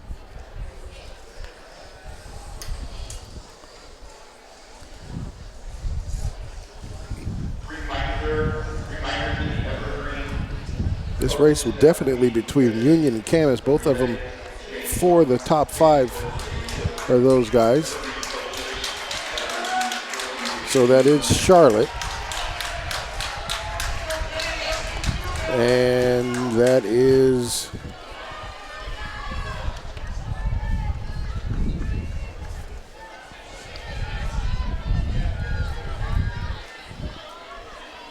so that looks like Wilson and McKinstry right there in front. Well, it looks like that guy got taken over by another Union, which could be Lanier. So we could be looking at Wilson, Lanier,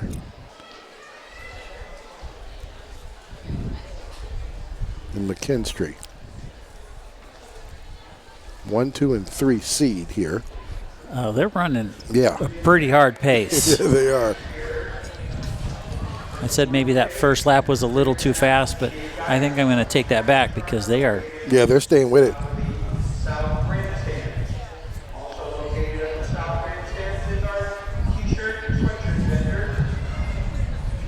Okay, as they come across, does this look like 1, 2, and 3?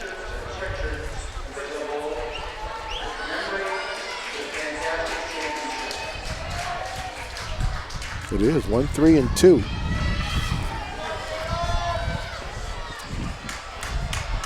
So that would be Charlotte Wilson in the lead. Daphne Evenson? No, from Skyview. Is that Skyview runner? No, that's I'm looking for my second fastest seed times. I know Bethany McKinstry's in there. From yeah, Camas. From Camas. In- She's in in third. third. She's in third place right now. Yeah, so who is that runner in second? I don't know. But definitely Charlotte. Yeah, that could be Daphne. That's definitely Daphne Evenson Yeah. from Skyview. Uh-huh. Looks like since she has just taken the lead. Lead change there. What really throws me off is when they change up the school colors and wear different colored jersey. Yeah.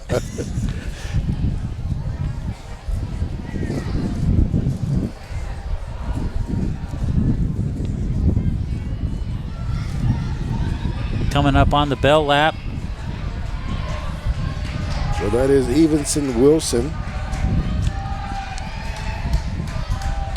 Okay, let's see what this blistering pace does as we head to the bell lap.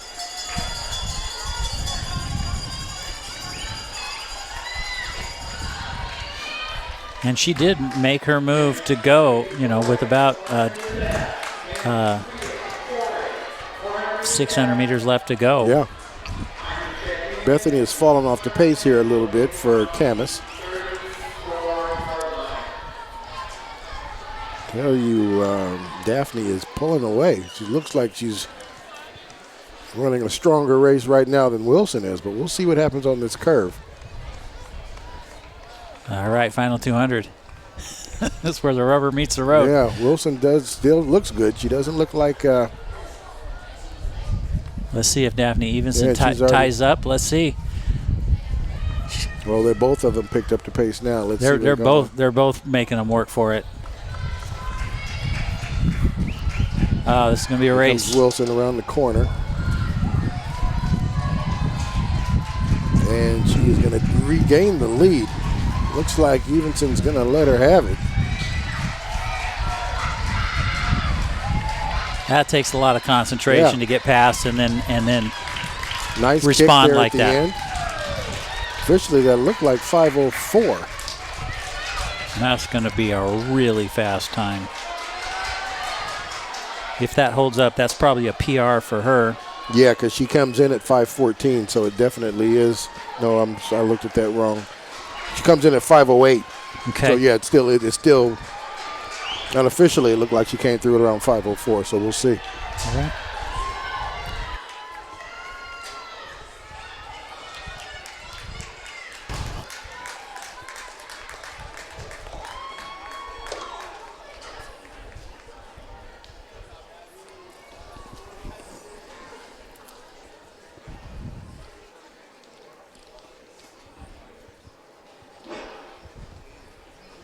Evergreen coaches, please report to Coach Ken on the 34.5-yard line to pick up your exchange zone flag.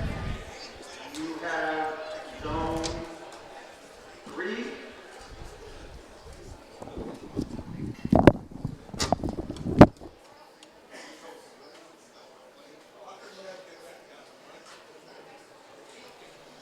All right, we are here in the winner's circle for another winner's interview. We have with us now Claire Rogge. Come on in, Claire. The winner of the 3A girls 1,600-meter run from Evergreen High School.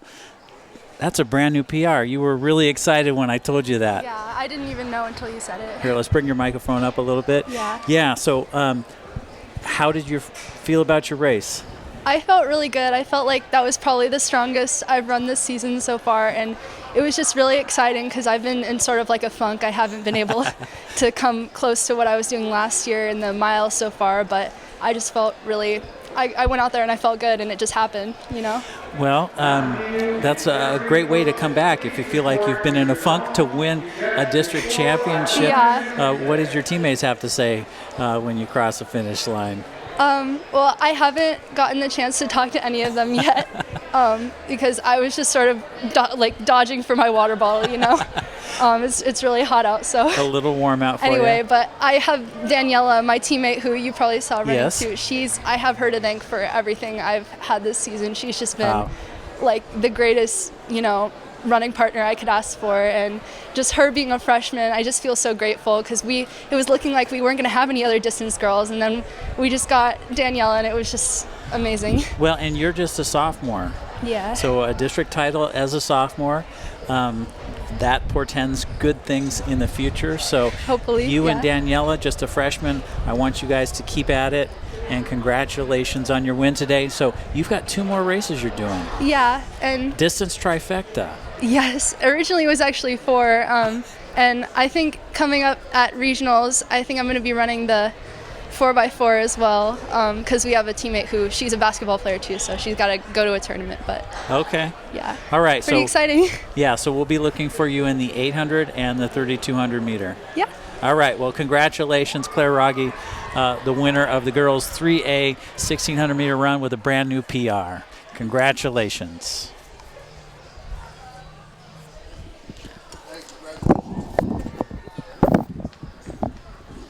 See us tomorrow when you win.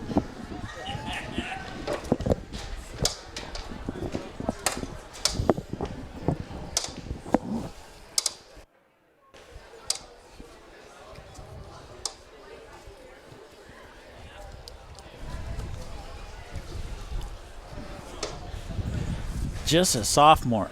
Wow. And Daniela, who was right in there, Uh-huh. just a freshman.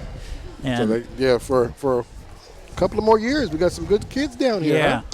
Represent us up north. so runners are on the track for our next event. Oh, did I not notice this is already the fun one? Yeah. Yeah, this The is 4x100 meter race. relay. This is the 3A boys 4x100 meter relay. Everybody's fielding a team here. Prairie in lane 3, Evergreen in lane 4, Kelso in lane 5, Mountain View in lane 6, and Heritage in lane 7. So a team from each of our 5 3A schools. So it looks like Evergreen, obviously in the lane 4, right in the middle. Fastest time by far, 2 seconds in some cases. What's the most important for them is just to stay consistent and just get the baton around the track. We talked about this. You know, the girls only the girls run the 4x200 meter Right. relay. But we talked about just how fast these exchanges are. And how quick they have to be. And, it just looks like that Evergreen just needs to get around the track. You kind of want to look at how the starting and how they stagger the starts. I kind of talked a little bit about this last year, or how you decide who runs the longest. And it's based on, how fast they are. If you got a kid who's real good in the curves, and that's also the stagger, you might give him a little bit more time and let this guy in the back stretch, who might be one of your slower athletes, not necessarily have to run as far. So, it just kind of, you can play with a whole lot of stuff, to kind of make things work in your favor. But right here, Evergreen is just, like I said, almost 2 seconds faster than some of the teams here. They just need to get the baton all the way around the track and move on to the next level here. And we, they give us 1, 2, 3, 4. That isn't always, where each runner is. I don't think they need, if you tell them that somebody's going to run leg 1, they don't have to necessarily run leg 1. But, in this event, we do have folks that won the 100-meter run. Yeah. From Evergreen. I mean, and those guys were just awesome. Wasn't it 1, 2, 3, 4 in that 100-meter dash?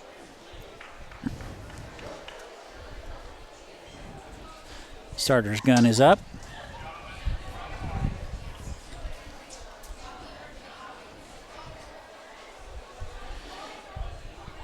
And in these exchanges, Rodney, I mean, some people put tape down. Yeah. Some people just pace it off. Yeah, it looks like everybody is starting inside the diamond, which I think you pretty much have to. So the takeoff spot is probably the tape.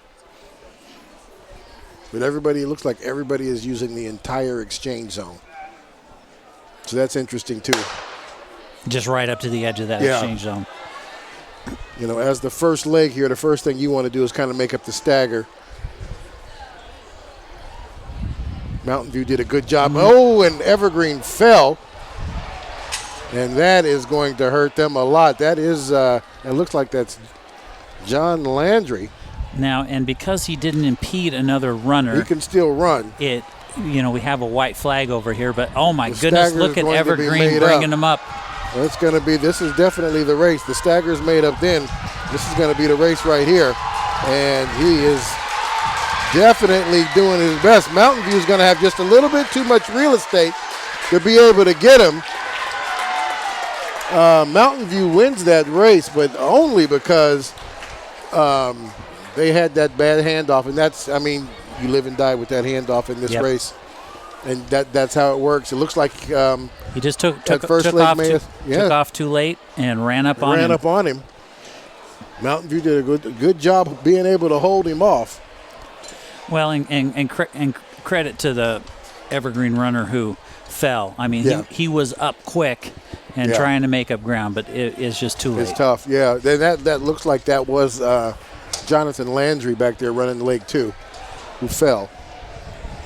Real good job of getting that across, and then it looks like, and you saw that was LaDamian McCord on the third leg.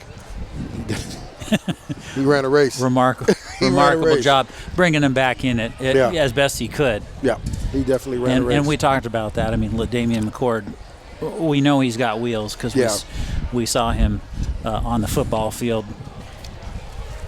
So let's go ahead. This race definitely much tighter.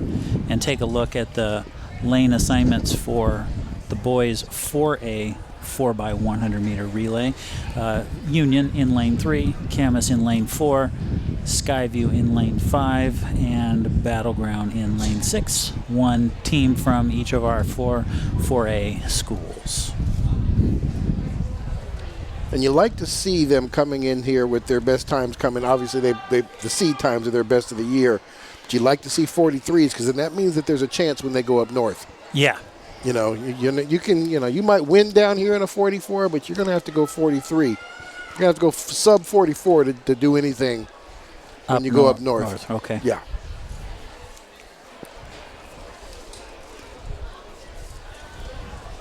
that's what was exciting about the fact that Evergreen, I mean, they had the kids could have gotten out there and show up. Now, we still haven't been able to find out if they're only taking the ones to the next level or how that works out. I will get a clarification on that before we head into tomorrow.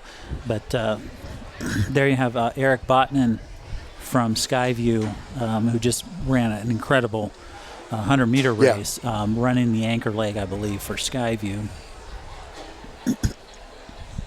Yeah, that's him. That's him out there.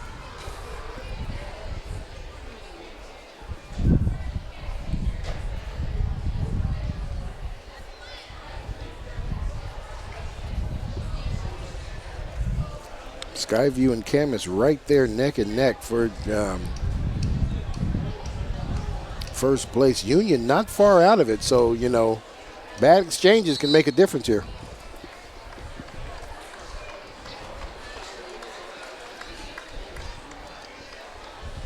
Yeah, you know, I always wonder, the 4A, you're out there waiting for your race to start and you see the 3A, and over there, you know, you're watching that first exchange that cost Evergreen the race, and maybe thinking Gives about you the jitters. That's a coach's nightmare. What you need to do to not do that in your race just coming up.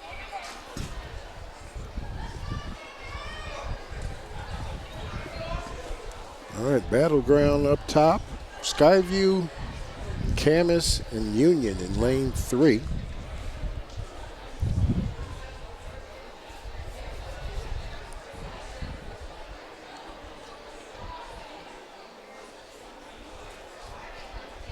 Gun is up.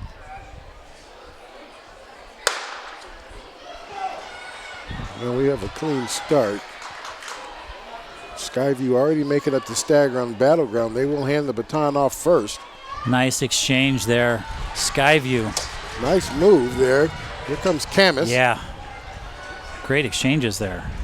And here's where the rubber meets the road here on this exchange. We'll Great see Camus exchanges and again. Skyview coming around the curve here. Skyview and Camus both got that baton at the same time. And there we go. This is going to be a race here to the finish. And that's Eric Botnan there. You're not going to catch Yes. Botnan. Oh, officially 42 high. That's a good race. Yeah. I'll have to hit refresh on my phone a couple times for that. Yeah. Because, I mean, if you're talking about 43s and they that looked like a 42 high. Just dipped under. Mm-hmm.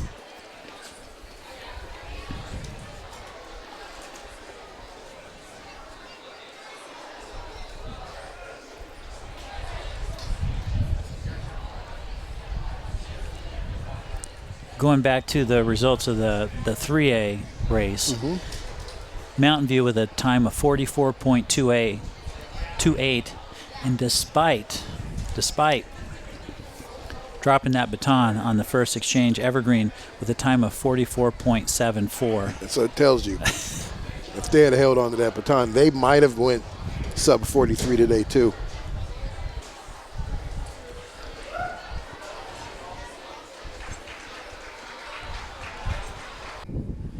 All right, hey, we want to welcome you here to the Circle of Champions, where we have a hurdler here, and this is Kyle Chen from Mountain View. Hey, congratulations on the win there. Great race. I just want to let you know I coached hurdles for years. I ran hurdles myself. I mean, the technique and the form you use, not surprised that you came across. Kind of talk to me about the race a little bit.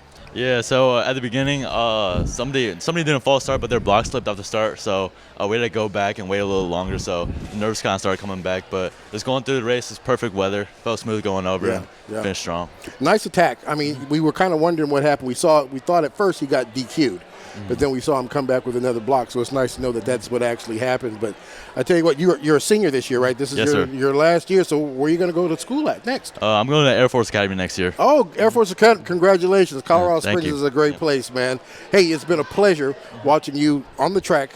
Heck of a guy out here on the track, and his football as well. And we want to say congratulations and good luck to you, whatever you do next. Thank you. Rodney Lawrence here with Kyle Chan. Thank you very much. Circle of Champions.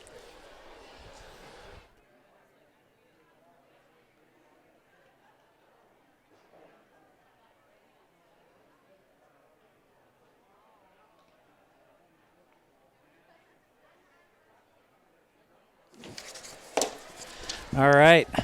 Kyle Chen.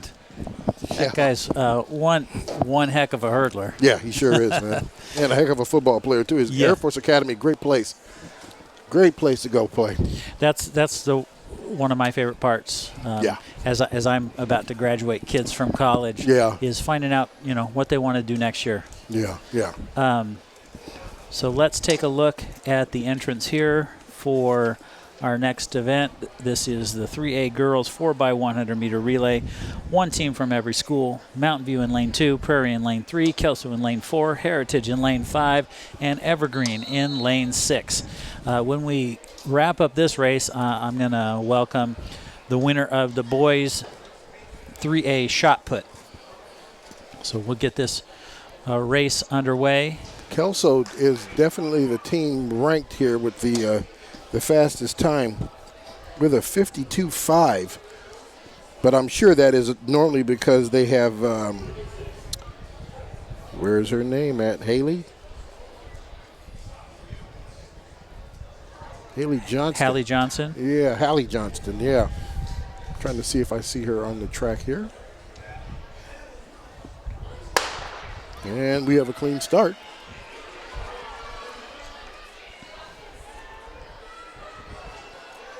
Everybody seems to be pretty even going across. Even handoffs all the way across the back stretch. Now we got movement here. Heritage.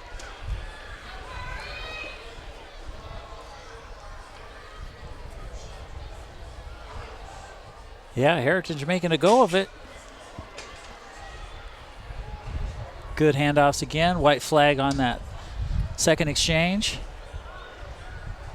And it's going to be a close race to the finish there. We got 3 batons handed off at the same time. There's Kelso.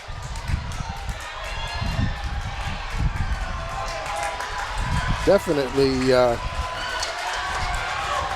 winning this race. It looks like we're going to get, that looks like mid-52s for them, unofficially. Evergreen with a great last lap to her last leg.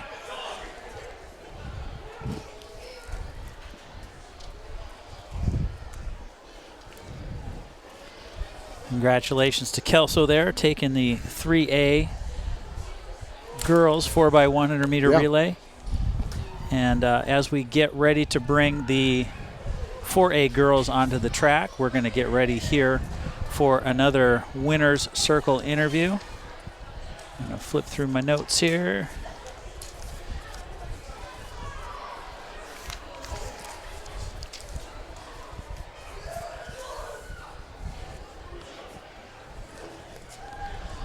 All right. So why don't you step in here? We've got Juan Pacia Stanton from Mountain View High School, a sophomore. Tell me about your winning throw. I had a lot of struggles in the first 5 rounds, and then to finally be able to hit the big throw at the end felt nice because I was at about 45. And then I fouled. I started fouling my other throws. And I was pretty anxious coming into the last round. And then all the work I've put in and all the time I've been around here, it helped a lot to help me cork one my last throw. Well, you're talking about fouling at 45. Tell everybody what your final throw was. 51-6. Okay, to foul a bunch at 45 and then throw another 7 feet past that, that's pretty impressive. Yep. You said your PR is 51-7 and you were just shy of that. Yeah, but we've hit bigger throws this season, but we fouled at 56, but it doesn't matter what we do now. It's time for championship season now. What we did last in the regular season doesn't matter now. Just a sophomore. What are you looking forward to in your next 2 years? I mean, that's a great way a sophomore win a district title. I've had a lot of success my first 2 years. I went back-to-back. I won it last year too, 51-7 at Mackenzie. So out the next 2 years, I can get my title, and then for football, I was ready for football season. I had success in football season too. All the high pressure games like Kelso in 2020, when we were up going to the fourth quarter, and it's games like those that translate here to help me under pressure. Well, you certainly responded to pressure today after getting a little stressed out about 45 feet, but a winning throw of 51.6 is not too shabby. Congratulations. Thank you. One, Pacia Stanton. So are we going to see you competing in some other events tomorrow? No, you'll not. No, okay. This is it today. Yep. All right. Not too shabby, though. Yep. Congratulations, district championship. Thank you. All right. Let's go back down to the track, and we'll get ready for the girls' 4A 4x100 meter relay.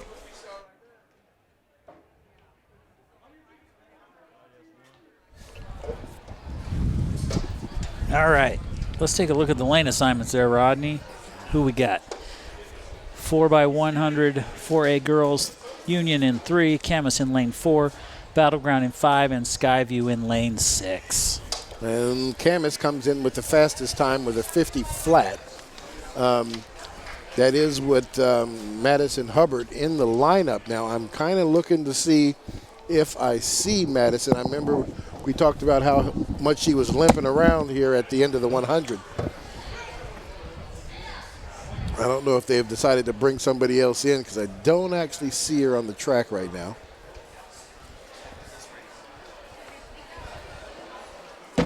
Battleground and Skyview close behind, though, 51.69 and a 51.79. So we'll see how much it really shows up without Madison out there on the track with them.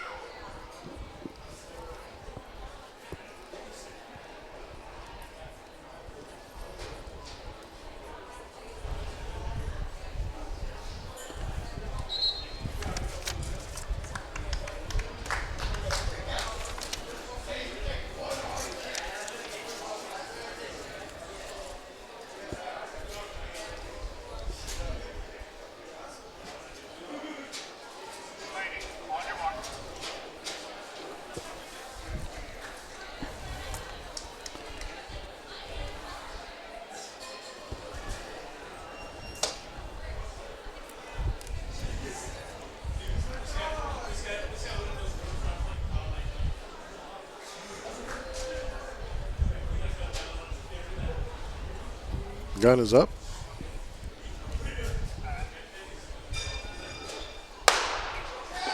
And we have got a clean start. Even all the way around the first curve. Clean handoff along the back stretch. Battleground seem to be doing the majority of the moving up inside of Skyview. Camas hands off the baton. Clean handoffs all the way at the third. Yep, white flags. Here is the stagger. Camas closes in real tight here. Camas looks like they've moved into the second position.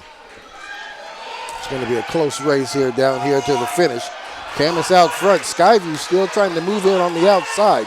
Oh. This is going to be a close race. Skyview takes him over at about 15 meters outside. Skyview wins the race. It looks like that might have been a high 50.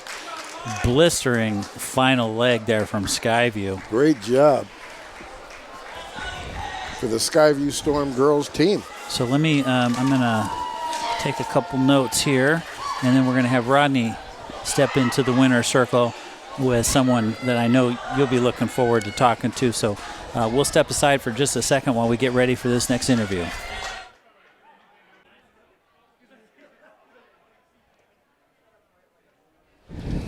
All right, so we are going to do our winner's circle interview once we get this race in the bag.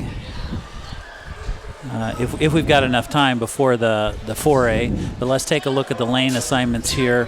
This is the boys. Oh, I'm sorry, this is a 400 meter.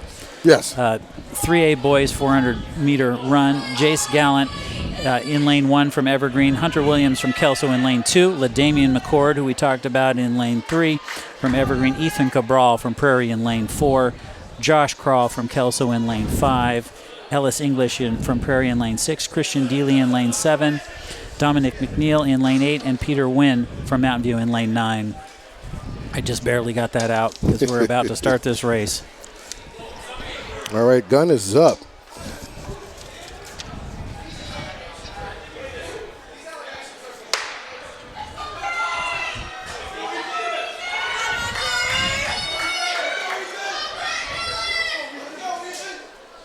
Joshua McKinstry from Camas with the fastest seed time. I'm sorry, I'm in the wrong race. Yeah, Ethan Cabral, 50.96 from Prairie. Looks like Kelso's moving in there pretty quick, though. And there he is right there in lane 4, Ethan Cabral. I hear lots of go Ethans in the stand, so that's him.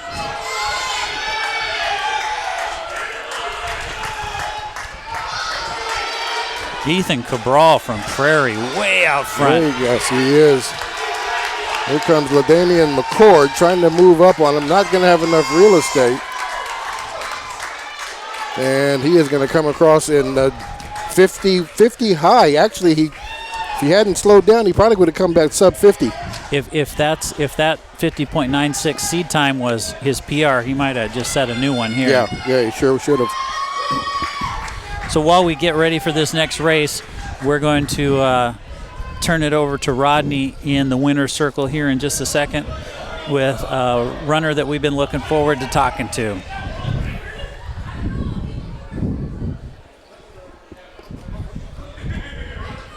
All right, hey, we want to welcome the champion circle. We have got a very good runner here today, Josie Settles. Hi, Josie, how are you? I'm good, how are you? Hey, congratulations on the race today. That is unbelievable. The time you had, you came in with a seed time of 14.96. You ran a 14.93. You ran a 14.96 today, which is ranked #1 in the state in the 3A division right now. So congratulations for that. Thank you. So kind of tell me a little bit about the race. How did it go for you? Talk to me about it.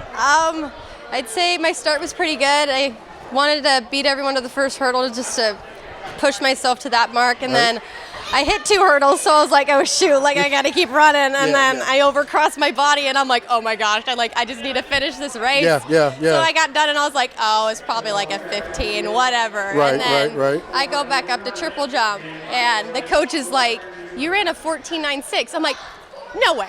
I'm like, no way I ran that. But I was super proud of myself after that. I'm like, you should be. I watched you came out strong. You were the first person out of the gate. Yeah. You were the first person to the first hurdle, and you exploded through them. You 3-stepped everything all the way down, and it just made all the difference in the world. Congratulations once again. You are a senior this year, right? Yes, I am. So tell everybody where you're going to go to school and what you're going to do. I'm going to go to Idaho State University. I got a scholarship for track and field, and I'll be studying radiology sciences. Oh, congratulations. Well, we loved having you. We loved watching you here for the last 4 years down here out here in this area. Once again, congratulations. Thank you. And enjoy the rest of the meet. Thank you. This is Rodney Lawrence, and we're going to go ahead and step back and get ready for the 400. We'll be right back. That was cool. Do you want triple jump? Yeah. Did you do the triple jump? I took first. Yeah, there's Rodney still talking to Josie. What an athlete. We'll get you later. We'll get you back. She's winning everything out here on the track, up in the pit. Wait, or do you want me to come back? We'll come back. We'll come back. Yeah. Did I just hear that right? She won the triple jump? Yeah, she just did. Yeah. And she's running the 300 tomorrow. And another? Is she going to do long jump? My goodness. Right. Well, no wonder she's getting a scholarship for track. Right? Yeah. Well, and I was talking to her mom before we went on the air. Oh, okay. And said that she wants to compete in the heptathlon. Oh. And so somebody who can run hurdles and jump is going to be an okay heptathlete. Yeah. Yep. Let's talk about the lane assignments for this. 4A boys, 400, Trent Richardson from Battleground in lane 1, Zachary Zamora from Battleground in lane 2, Chase Lofton from Union in lane 3, Joshua McKinstry from Camas in lane 4, Grayson Caldwell from Union in lane 5, Max Gregory from Camas in lane 6, Cody Zenner from Union in lane 7, Jaden Offord from Skyview in lane 8, and Caden Soke from Camas in lane 9.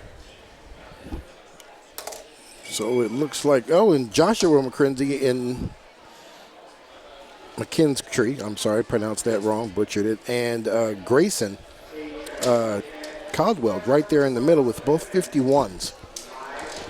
They're in lanes 4 and 5. We'll see how that pans out as they come out of that last turn here. So this, we got this race and then 2 more. And running this meet right on schedule. Yeah. So We will be wrapped up just after 7 o'clock, according to my official schedule. I want to thank everybody for watching on the Evergreen Public Schools YouTube channel, and of course all of our Comcast viewers watching us on the channels of TV, etc., channels 28 and 328.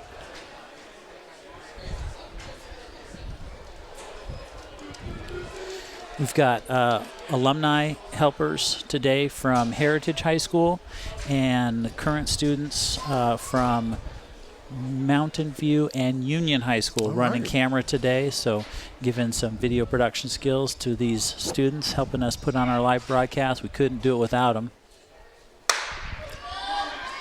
Clean start.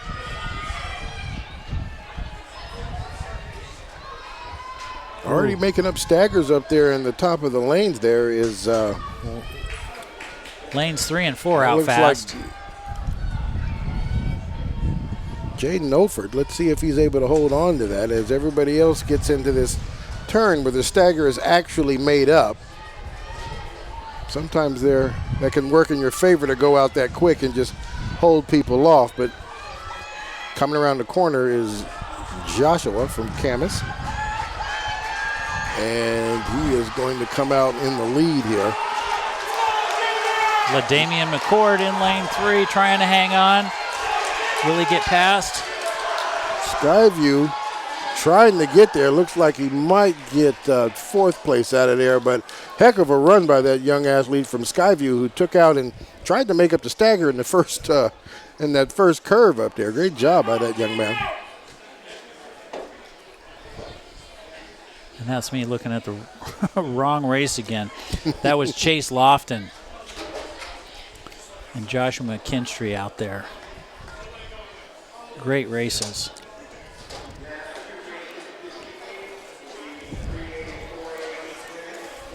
Good job, good job.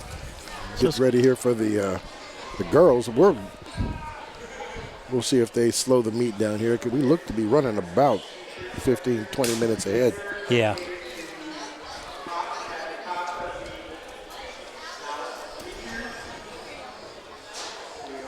So we'll step aside and leave you with the sights and sounds for a couple minutes. I thought I saw some winner's circle folks hovering around. Maybe not, but we'll step aside for a couple minutes as we wait for the 3A and 4A girls to make their way to the track. Back in a minute.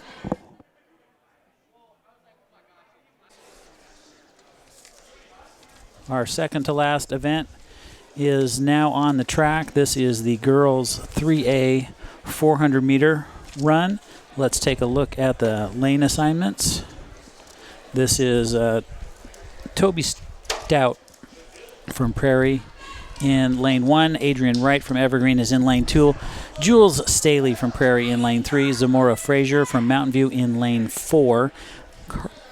Carson Ross from Kelso in lane 5. Allie Jensen from Prairie in lane 6. Emma High from Prairie in lane 7. Isabella Moe from Kelso in lane 8. And Lillian Volovic from Evergreen in lane 9. And then I am looking for our fastest seed time, typically in lanes 4 and 5. That's Zamora Frazier with a time of 103.17. And Carson Ross from Kelso just behind with a time of 103.26.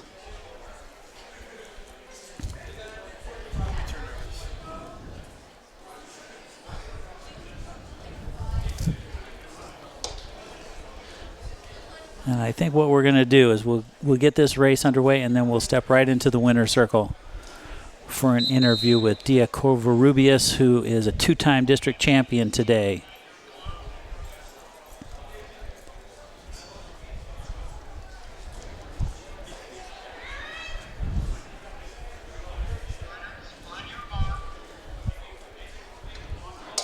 Runners settling into their block, stretching all the way from lanes 1 to 9 on the outside of the track there.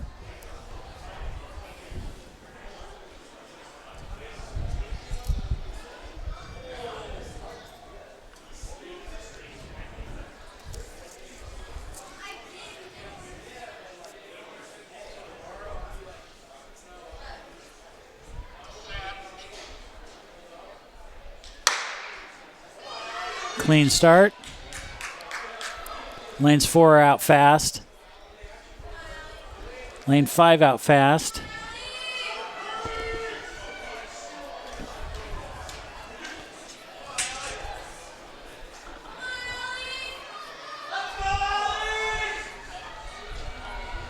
That's Jules Staley from Prairie in lane 3, also running strong. We'll see here how the stagger looks. Rodney back. Schedule. That's all right. This is the 3A girls 400. Or 400, yeah.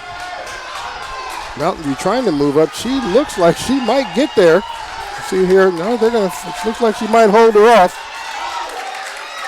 And Mountain View is going to come in second place. Yeah, that's Zamora Frazier from Mountain View, lane 4. Didn't have the best start, and kind of a slow rolling start. Took a while to get there. So I'm gonna step aside, Rodney. I did a little research there. You'll listen to this one.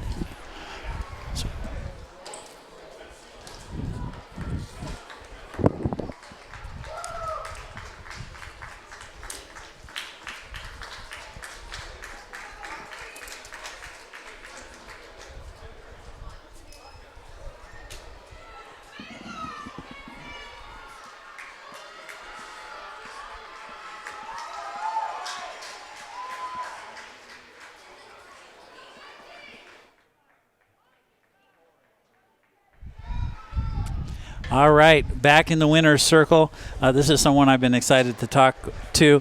Diakova Rubius from Skyview High School, 2-time district champion today, both in the 4x100 meter relay and the 100. And I want to talk to you in particular about your 100 race. How'd you feel? I felt great. I did not expect myself to win that whatsoever. But unfortunately, but fortunately for me, I had some girl that was so great. She's amazing, and she was injured, so it wasn't her best day, but it made me a lot better because I thought she was good, and yeah, that was Madison Hubbard, who we saw limping. She has got one of the fastest times in the state, so way to give her some respect there. Injuries happen to everybody, but you came in with a 12.54 seed time, and you set a new PR of 12.41. Yeah. Now, I have a hard time believing you didn't expect to win because you were just a sophomore, and last year at state, you placed 7th in the entire state 4A in the 200. You've got some wheels, and you've got 2 more years ahead of you. So I'm really excited to watch you run for a couple more years. Thank you. What events are you running tomorrow? I am doing the 200 and the 4x4. Okay. tomorrow. What are you looking to do in both of those? I mean, in the 200, I mean, you're capitalizing on placing 7th in the state just as a freshman. I mean, what do you want to do in that race tomorrow? I'm just trying to beat my freshman time. I have not beat that yet, so I'm trying to do that and just trying to be up there with a lot of the state qualifiers right now. So how's your conditioning level if you've struggled a little bit to beat last year's time? Yeah, so last year I did sprain my ankle, and it was hard, but I think it helped me a lot more. And I feel like I've been so focused on soccer, and now that soccer is over, I'm more focused on track. So one sport at a time. Be careful in soccer. Yeah. Don't sprain anything. Yep. All right. Congratulations, Thank Diakova you. Rubius, and I hope to see you again tomorrow in the winner's circle. Yeah. Thank you so All much. right. Congratulations. Thank you. All right. Let's get ready for our last event of the day, the girls 4A 400 meter dash. All right.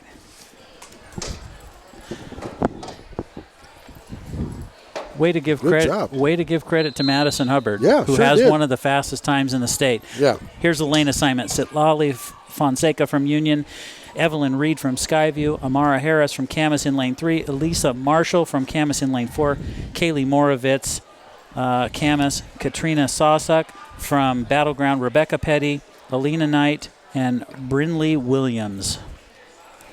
back out to the track just in the nick of time as the starters get in their blocks. I think we might talk to Diacovarubius tomorrow. Yeah, I think you're right. I'll tell you what, if you're placing 7th in the state as a freshman in the 200, we're going to hear a little bit more about you in the next couple years. Sure are. Final event of the day. All right, the two Camas athletes in the middle, sub-minutes in this open quarter, both 59.2s and 59.5 collectively. Right in the middle of the track, 4 and 5. And they are proving why they go sub-minutes.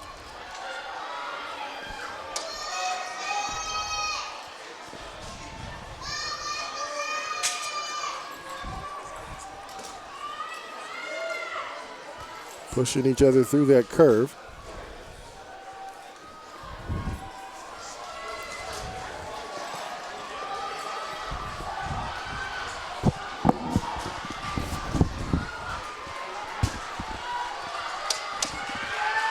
Coming down the stretch here.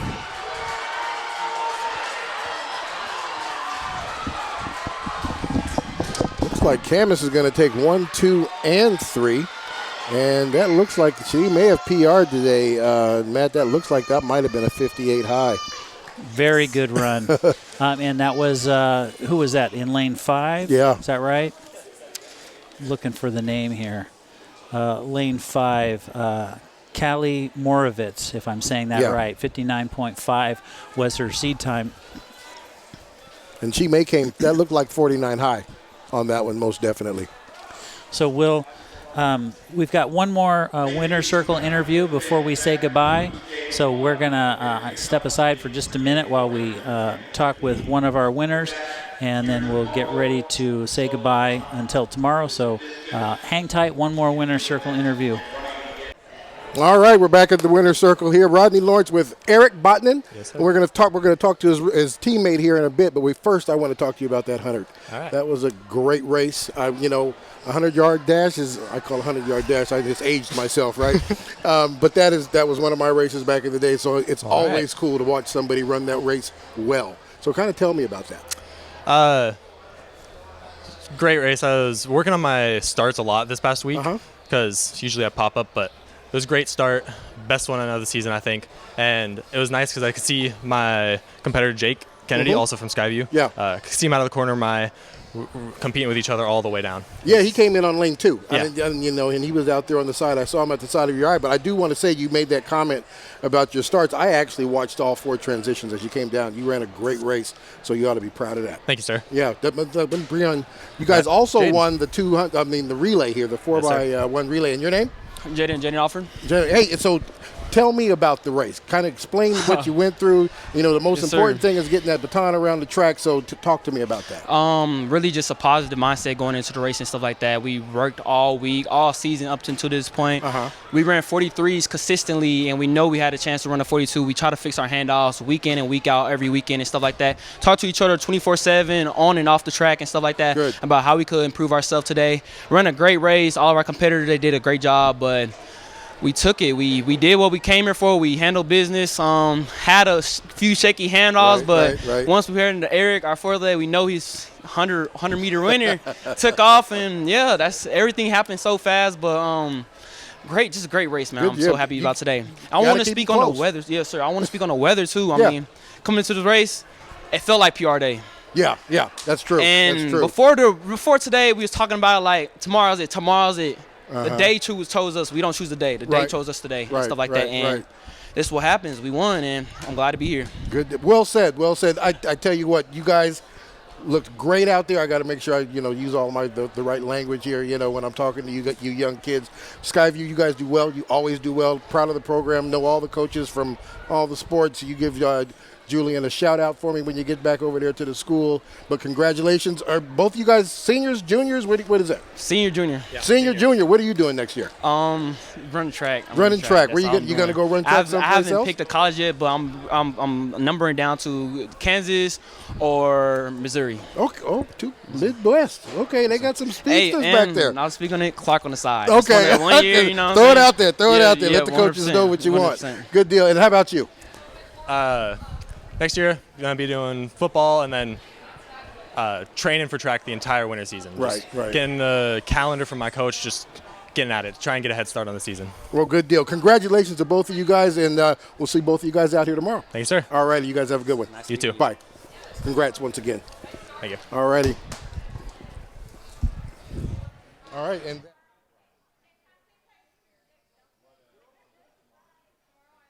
I think that does it for day one of the Greater St. Helens League Track and Field Championships. Want to thank the crew, again, all the meet officials, all the athletes, of course, and especially the parents coming out here, supporting your kids. They're all doing good things, and when we see them there in the winner's circle, it's proof. Always nice. It's always nice. Proof people are doing good things, and even if you weren't in the winner's circle, we know a lot of heart went into today's races. Once again, Matt Griffin alongside Rodney Lawrence will be back tomorrow. We will. We're going to go back on the air at 3:30, say hello for a couple minutes, then step down, and first races get underway at 4. And I'm really excited. I mean, of course, track meet's always in with that 4x400 meter relay. It's always a fun race to watch. And that's a fun race to watch. So anyway, thanks. We'll be back again tomorrow, 3:30, Comcast channels 28 and 328, and streaming live on the Evergreen Public Schools YouTube channel. So we're going to say goodbye, and in just a second, you can take it away, TV, etc.